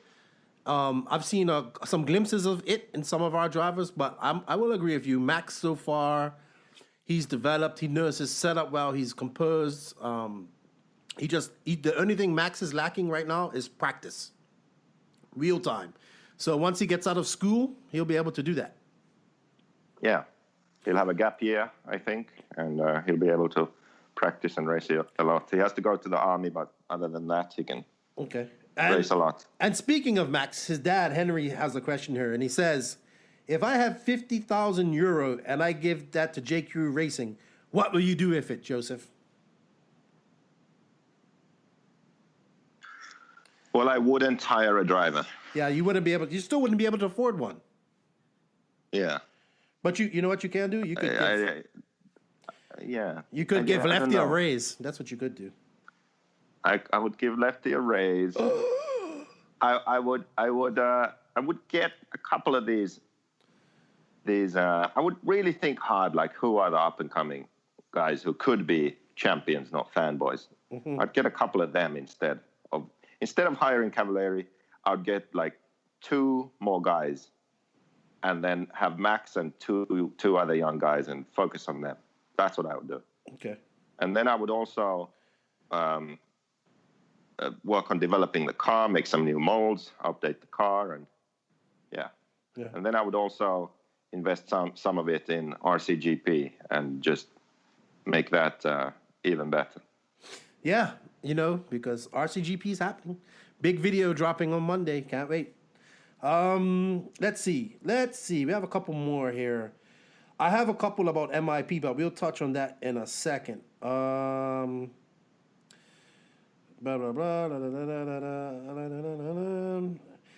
Mason Henderson asks, how many black editions were sold in 2018? I wish more companies will put this out there. It'll be interesting to see. I know you're not going to answer that, but, because that's nobody's business. But you can... Yeah, when the other companies start releasing their sales numbers, then I'll do the same. There you go. All right, well, the big thing that I've seen the last couple of days is everybody talking about MIP. And, we talk about this a lot, about sponsorships and stuff like that. And some people gave us some flack for putting up our posters a couple of days ago for looking for JQ drivers. And all I have to say about that is that we didn't invent the game. We're just playing the game. So, but I think as JQ Racing, I think we offer a lot more as a team. And I'm biased because I work for JQ Racing. But I think we offer great support and great team atmosphere as well as discounts on kits. And I think it goes both ways. But a lot of people are talking about this MIP move to not have team drivers and put it back in their hobby shops. And they're like, oh, this is what every manufacturer has to do. And I have a answer to that. And is that, yes, it's good to see MIP doing this, but MIP has nothing to lose. Because MIP makes some of the best tools in the industry. People are going to buy them anyway. I use MIP tools. I don't get no discount on them. I buy them full price. They have specialty products like their pucks and all their fifth scale stuff that they sell. So they cater to a niche within a niche. So people are going to buy their products everywhere. Anyway, there's no real risk because they aren't manufacturing chassis, which is, saturated right now. They aren't manufacturing tires, which can be as well saturated, and they aren't manufacturing motors. So everybody's saying that all the companies have to go back and do this.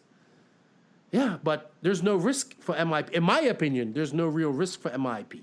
What do you feel? How do you feel about that? Yeah, the competition for them isn't the same. They don't face the same competition in the tool market or stock racing special drive shaft pucks or MIP drive shafts or whatever I don't even know everything they make, but all the stuff they make is kind of unique to MIP in a way. Mm-hmm. And they have a following, and they don't need to sponsor everyone. It's a different sort of market, I feel. And also, they already have their stuff in the hobby shops. Yeah. All the car brands don't. I mean, it's only a few of the 8-scale brands that actually have a decent availability in hobby shops. Right. So it doesn't work the same. Yeah, it's great. If the world worked that way, it would be great, but it doesn't. Unfortunately, so we have to face that, and we have to accept that, and we have to find a better way of dealing with living in 2019. Yeah. This isn't pre-internet era anymore. We have the internet, we have web shops, and we have to learn to deal with that. Yep. And a lot of people saying there's too much sponsorship. Well, there is too much sponsorship, but here's the thing. This is how it works. If you don't give somebody a deal, they're just going to go around and go get a deal from somebody else. So I put this on Facebook today because I was listening to actually On the Turn last night and they were talking about it. And I put this on Facebook and I think it's got so many comments. If you're one of these guys complaining about too much sponsorship and you're sponsored, well, drop your sponsorship and run those products that you're sponsored by and pay full retail for them. I get people need help. Like I know, like RC is not cheap. It's not as expensive as full scale racing, but I get people need help, and I get that people want to. I think when people's like, well, if you're a sponsor, you're just a contract customer. I feel if you're getting any type of discount from any type of company, you should represent that company to your fullest. I don't care if you get results. I care how you represent me. But it also goes both ways. That company should also give you support and make you feel a part of something. And I think that's what we do at JQ Racing. A really good job of that. But sponsorship isn't going anywhere. Sponsorships isn't killing the hobby. You know what's killing the hobby? Not growing the hobby. You know what's killing the hobby? That's what I was going to say. Everybody's saying we need to go back to how we was doing things and hobby shops. Well, you know what? Hobby shops it's like Amazon. People can go click, and you can order something on Amazon and have it there that afternoon. That's how it is with everything online. So it's nothing unique. The hobby shops that survive are places like Beach RC, OCRC, SDRC. These have a track attached to them. They carry basher products. They carry racer products. They have, I don't know if OCRC has an online shop. They do online sales. They do everything they need to make it happen. If you're just going to have a hobby shop and not put no effort in it and just be like, yeah, nobody wants to buy from me because everybody's sponsored. Well, it's the nature of the beast. Online shopping has done that to everybody. It's not just unique to RC. So that's my little spiel on that. We are focusing on sponsoring and why we can't get hobby shops growing because we're not growing the hobby. Another thing that we talk about frequently, I'll use this as a great example. When we stopped at Flowood in Mississippi, It's not a hobby shop. It's a non-profit. I mean, obviously they have to make profit because they have to pay for electricity and stuff like that. But it's a great track. It's a club. They get new people in. They make people feel welcome. It's you go there. I think it's great. We need more of that as well. We need, we definitely need more club racing, but we need to get new people into it. And how do we get new people into it? Not by having some big race in bumfuck, I don't know where, like everybody in black hoodies, like some damn underground dogfighting ring and no exposure whatsoever. We get new people into the hobby by showcasing the best people racing, streaming it online so everybody can watch it and making it look good, making it exciting. I don't care what anybody says. Until we start doing that, nothing is going to change. Yeah, I think what happened was that in the past, the brands who are making 8-scale buggies, let's just talk about 8-scale buggies because that's kind of what we do. The brands who were making 8-scale buggies made enough money, so they didn't feel the need to sponsor everyone. Mm-hmm. So there were some team drivers, and then there were a lot of customers, and they were happy. Then what happened was more and more brands came in because it became easy to make your own car. Even this village idiot from Finland made his own car. Instead of supporting existing brands, he made his own. And suddenly there were too many brands for the amount of customers. And what happened was the brands that couldn't get sales started giving deals to everyone. Then the established brands were losing sales and didn't have enough sales, so they started giving deals to everyone. And now we're in a situation where all the brands sponsor everyone. Mm-hmm. And the way to get out of this is to grow the pool of customers we have. We need to grow the hobby so that we again have enough sales for everyone. And then there will still be a lot of team drivers, but there will be a lot more customers. And then the companies can make money again. That's the way I see it.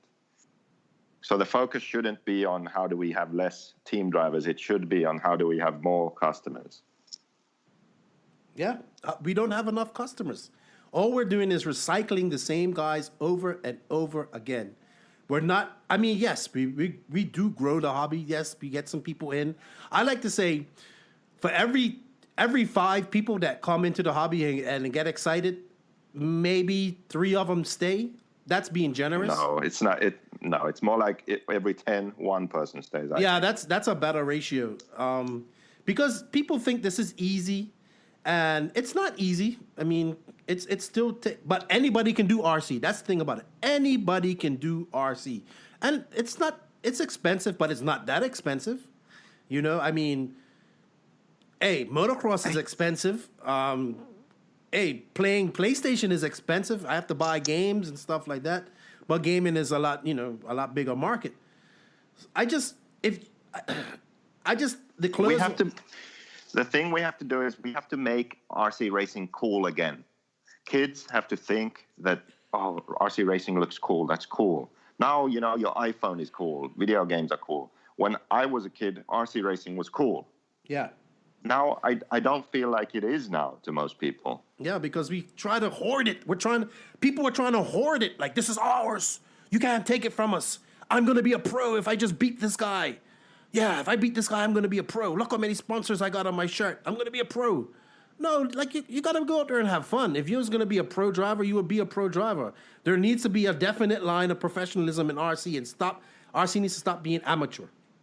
That's when it will grow. Yeah, I think if someone doesn't know about RC, or maybe has had an RC car as a few years ago and bashed around with it a bit, but kind of lost the interest, they're a teenager and they're on YouTube and they see RC, it's like meh. Mm-hmm. But if they tune into a professional broadcast and professional team pits and drivers and bling bling and everything's looking good, exciting racing, maybe that's something that they think, just like the drone racing now. Mm-hmm. I'm not interested in it, but that blew up quick. People saw that for a couple of minutes and they were interested. They were like, wow, what's this? Look at these big money awards for these guys and flashy tracks that they were doing and all that, promotional videos. That's what we need in RC right now. Mm-hmm. Because gets eyeballs, and then some of those eyeballs go to the shop or online, and they buy a car and they give it a try. Yep. And then the second thing after that, it's not just enough to get people to see the racing for what it is and get interested in it. Then they need to actually stay in it. So we have to work on building more of a community. So we make it really easy for these people to find what they need. They know where to buy the products. They know where to go and drive and race, and they know where to find information about races and about drivers and about the product that they have and all of that stuff. We need to make it more simple for people, because right now, even me who's in the industry, I still have to go and look for stuff. It's Right. not easy for me always. Like, where do I find the information about races and results and all this stuff? Or where can I buy this? It's not straightforward. And I think it needs to be easier and more straightforward. Yeah, I think you made a great analogy a couple of days ago when we was talking about motocross, and you said, where do people learn about motocross? At the at the motorcycle shop or at the track? So, I think we need to get. I mean, obviously, having a hobby shop with a track is great. I mean, you look at NNRC, they do good. Like I said, OCRC, SDRC, Beach RC, all have tracks. I think they're doing really good. They help grow the hobby. But these tracks that are just out in the middle of, or just with a group of guys, I think they need to actually one thing I think we do need to go back to is actually making clubs. I know That's kind of how it is in Europe. Yeah, it's less like for-profit business. It's more clubs. So people coming together, they like RC, they have a track, they maintain the track and the clubhouse and whatever, and sell drinks and snacks and organize club races and, the occasional bigger event, and that's it. That's fun. It's not a business, it's a club. I definitely think we're missing that going. I mean, it's all right, to have for-profit tracks if you have a hobby shop. I get that too. But I think if you're just going to have a track and it's just like without a hobby shop or anything like that, I think we need to get back to people say we need to get back to club racing, but we need to bring the club back into racing. Especially, I think in America, it's missing a lot. I might be wrong. I know each track has a dedicated bunch of people to help out, but I think it needs to be promoted more. I know about Flowwood because I heard about it, and I stopped there, and I thought it was great. It's a club race. It's a club track run by club people. Everybody puts in time. Excuse me. I think if we actually put the club back into racing, you'll get more club racing. And I say this every podcast, and you and I 100% agree with this. We need a definite professional line, and we need to make RC exciting for everybody else. We need to promote it. We're not promoting at all. We're not promoting RC to anybody outside of RC. No, I think we're in this situation where everyone complains, but no one wants to do anything about it. Mm-hmm. And then when someone does something about it, it's the wrong person or it's the wrong time. It's, now the excuse is maybe like Mayfield said at the Worlds, why should we follow JQ? Why should we pay for JQ's racing? Well, I mean, yeah, fine. If you want to blame me, it's a good idea, but you're an asshole, so we won't do it. That's just an excuse. Okay, that's just the excuse this time. Mm. This same thing has been attempted in the past many times. I mean, A-Main sent out an email at one point, and they wanted to do this manufacturer's cup thing, and they do have the race, but it's just another race. Right. But originally, the intention was to, build something bigger than that, but it just became a race.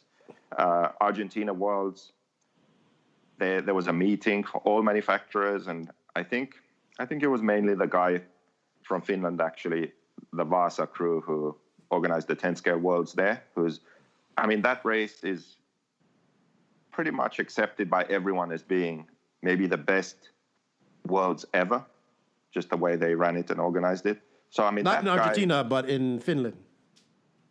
Yeah, the 10 scale Worlds in Vasa. Okay. I think that's the guy who was the driving force behind this move to do something with the manufacturers, to have more of a series or a different sort of organization. Mm-hmm. So he was well liked by everyone. They just had a race that everyone liked.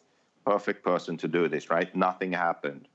There's been other people also in the past who have attempted to do something, and nothing ever happens because people don't like change. They are set in their ways. They do like to complain, but then if they actually have to change something, oh, no, we can't do it. Yeah, of course. So I always knew this was going to be the case. I'm not surprised at all.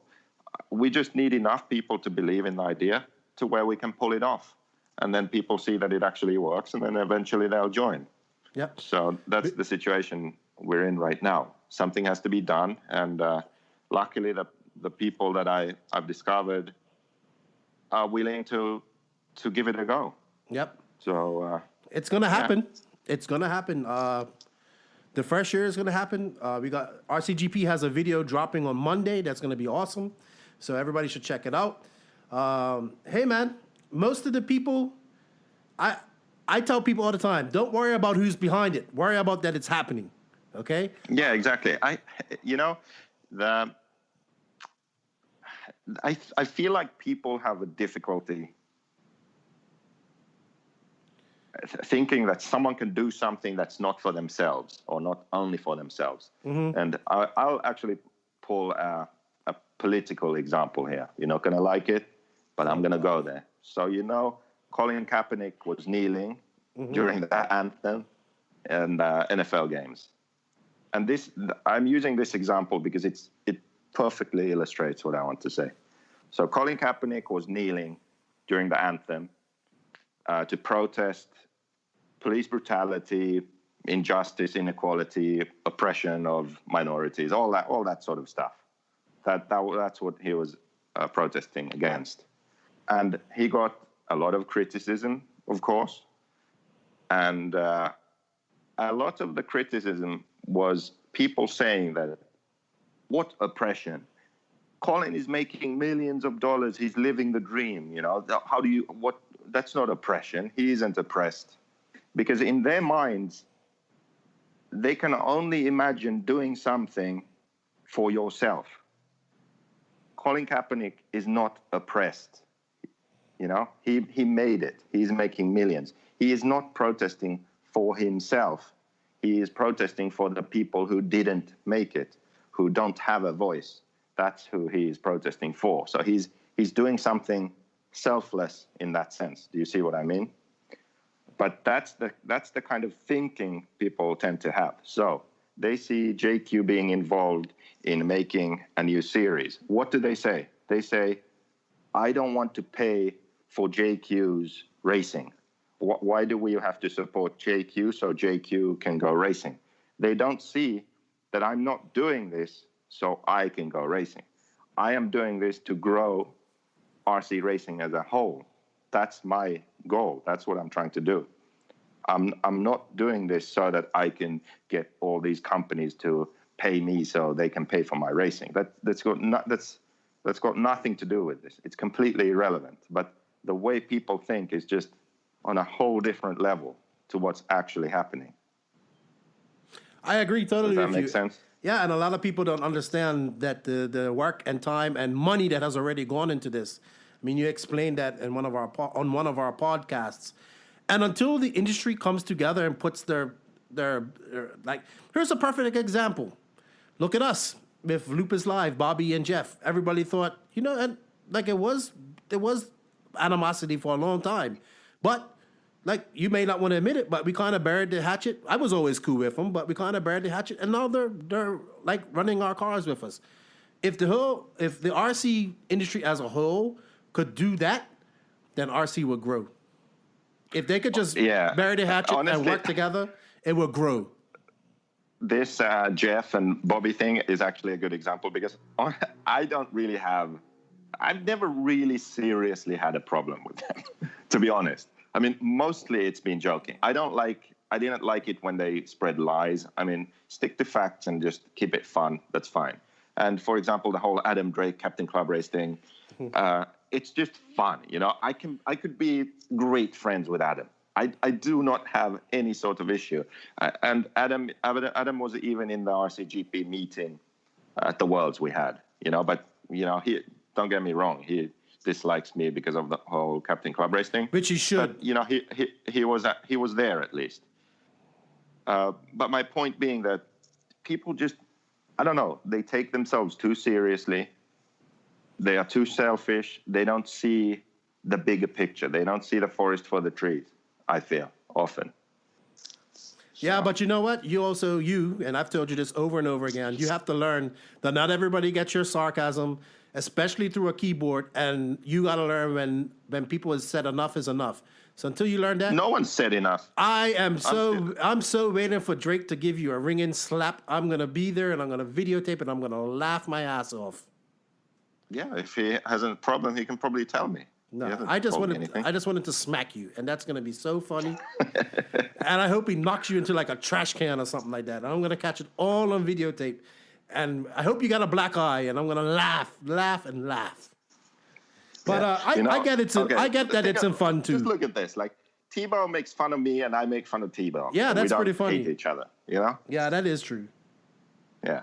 See, there's an example. T-Bone could be all butthurt about me, which would just make it all the more fun and merrier, and I would just keep going, and he would hate me. But he doesn't, because he has a sense of humor. And he doesn't take himself too seriously.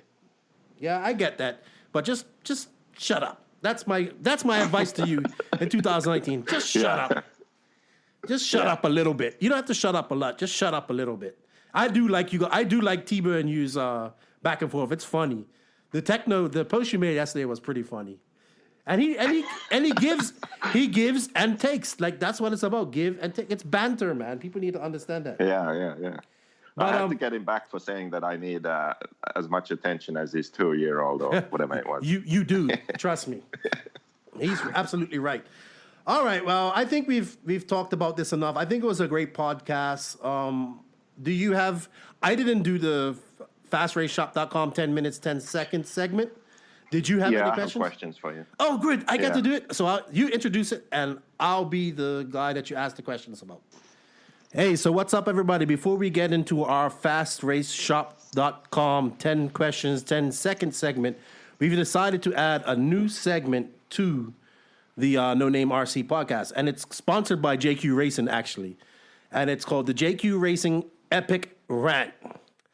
And it's really good that Joseph's actually on this podcast, because this is my rant directed directly to him. So, Joseph, this is my rant to you.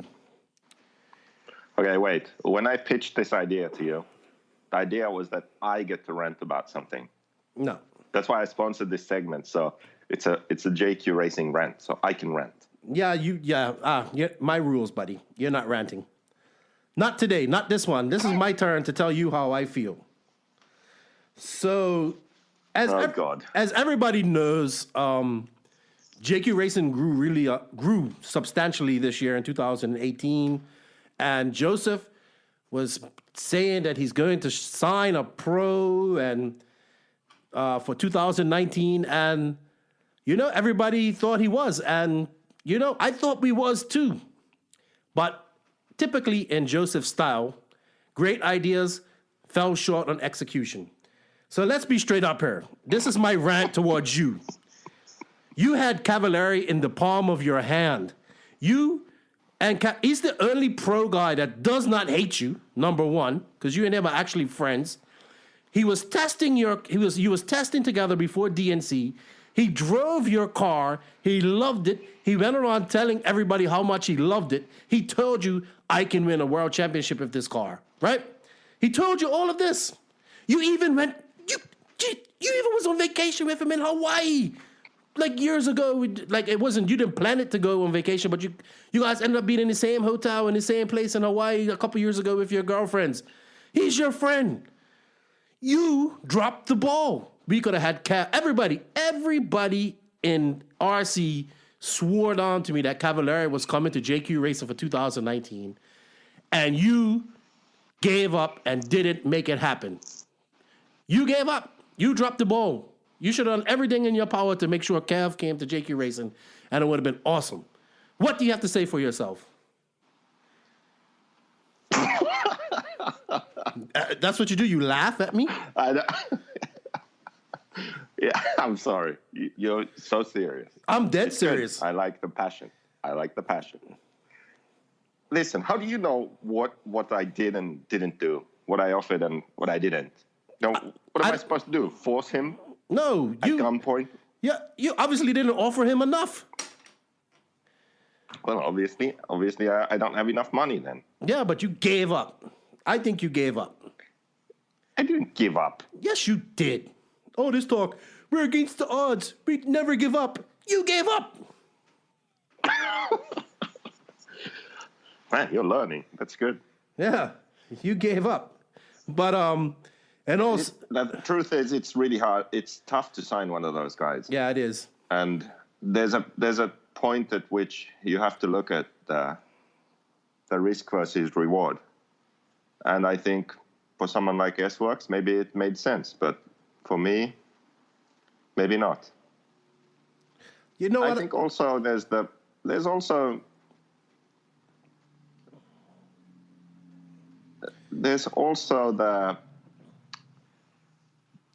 the problem that I think also for the programs, if you compare, for example, signing with JQ or signing with S-Works and the money is the same, then I think they pick S-Works because it's a less controversial choice. Well, who do we have to blame for that? Listen, this isn't about blame. Yeah, but who do we have to blame about being controversial? Continue.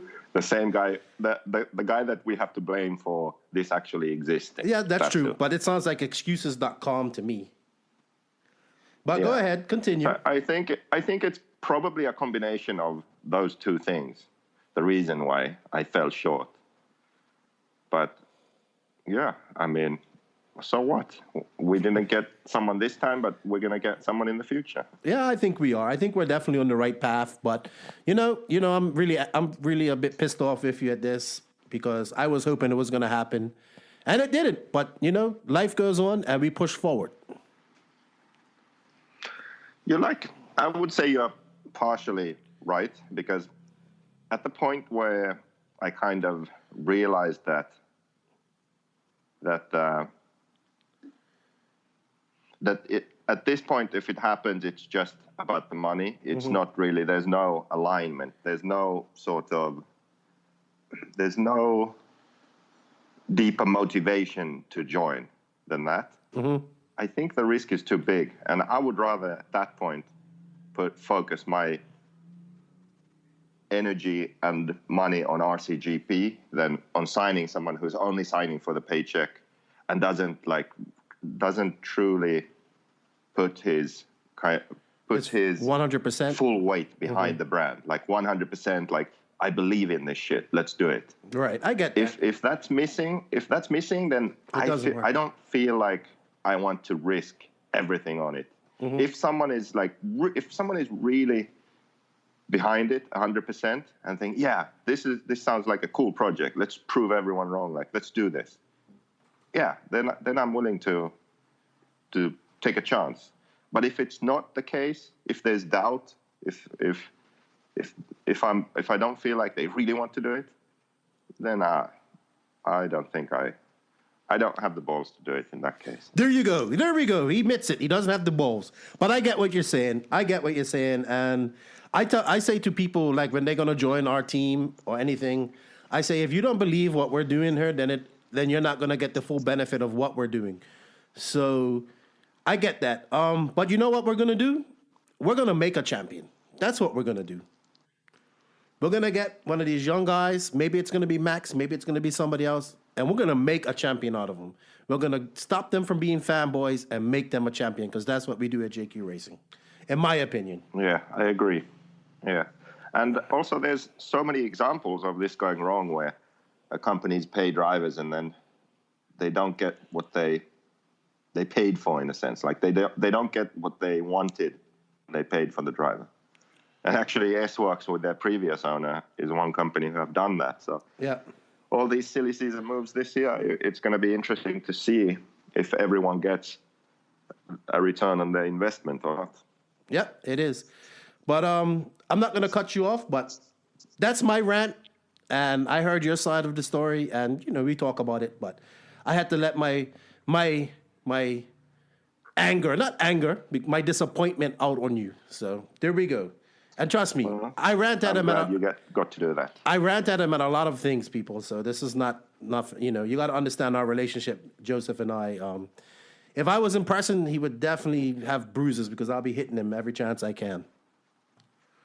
But only with your right hand. Though. Shut up. Anyway, that's the JQ Racing Epic rant, everybody. We're going to try and do something like this every time we do a podcast or every couple of weeks. You know, something maybe in the hobby that we don't agree with or we think is silly. We'll talk about it. Remember, this is just opinions of people as well, of us. It doesn't actually mean that it's like fact. Well, we try to rant about facts. That's what we try to do. Yeah, mostly the facts are on my side in these situations. Oh, God. They're always on your side. And you know what? Enough of this. Go home. Bye. Bye. Okay, guys. Now we're into our Fast Race 10 questions, 10 seconds segment. Fast Race is a world champion option parts brand made in Italy. Fast Race drivers include David Ongaro and Riccardo Berton, and they run the innovative performance-enhancing parts that Fast Race Shop makes for most 8-scale buggies, including their world-famous honeycomb shock bladders and shock caps. So go to fastraceshop.com, type in Lefty 2019, and get 10% off your purchase now. So this is going to be a little bit different. Excuse me. I'm actually going to be on the hot seat, and the village idiot is going to give me questions. So this is my first time doing this, so this is going to be pretty cool. Are you ready to do this, Joseph? Yep, I've got the questions ready here. Oh, boy. I might pineapple one or two of them. No. No, we don't do pineapples on this show. Okay? No. I'm not going to use pineapple because that's somebody else's term. I'm going to use banana. No, you can't use anything. You just have to answer the question. That's how it works. No, I'm going to plead the fifth. No, you can't do that. Yes, I can. No, you can't. You just have to answer the question, and quickly. That's the whole point. Whatever. All right, go ahead. Let's do it. Okay, so here we go. We start off easy. Favorite 8-scale nitro racer of all time? Cavalieri. Biggest surprise in 2019 when it comes to race results, sales, branding, whatever. Biggest surprise? I think Lutz to Agama surprised me a lot. Yeah, but in 2019. Coming up. What's going to be like in this season? What's going to be the biggest surprise? I guess you're going to win a race. Or? I think I think CJ Jellin is going to win a big race this year. Okay. And biggest letdown of 2019? Who doesn't live up to expectations or something bad that happens that is a bummer? I can see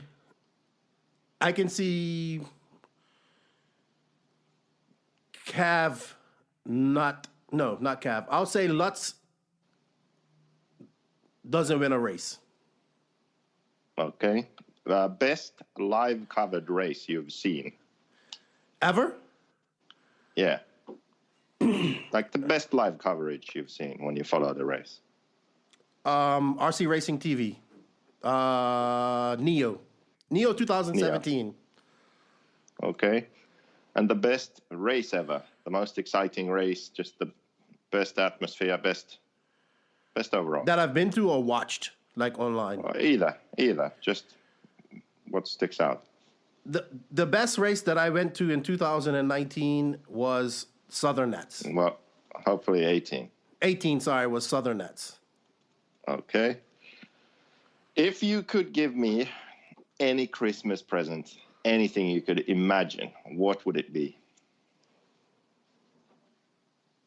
I would give a tracking device on your phone so I could delete your comments before you make them. That's a good one. Okay, so if there was a burning building and you could only save one person, who would you save? Who are the people? Be honest. Adam Drake or me?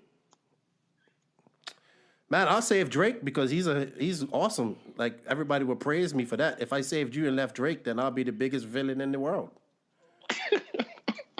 How about this? I'll save Drake and give you some water. Okay, thanks. Yeah. That's really good. That's really good of you. Okay. If you could work for any RC company, which company would that be? I don't know, because I don't know if any.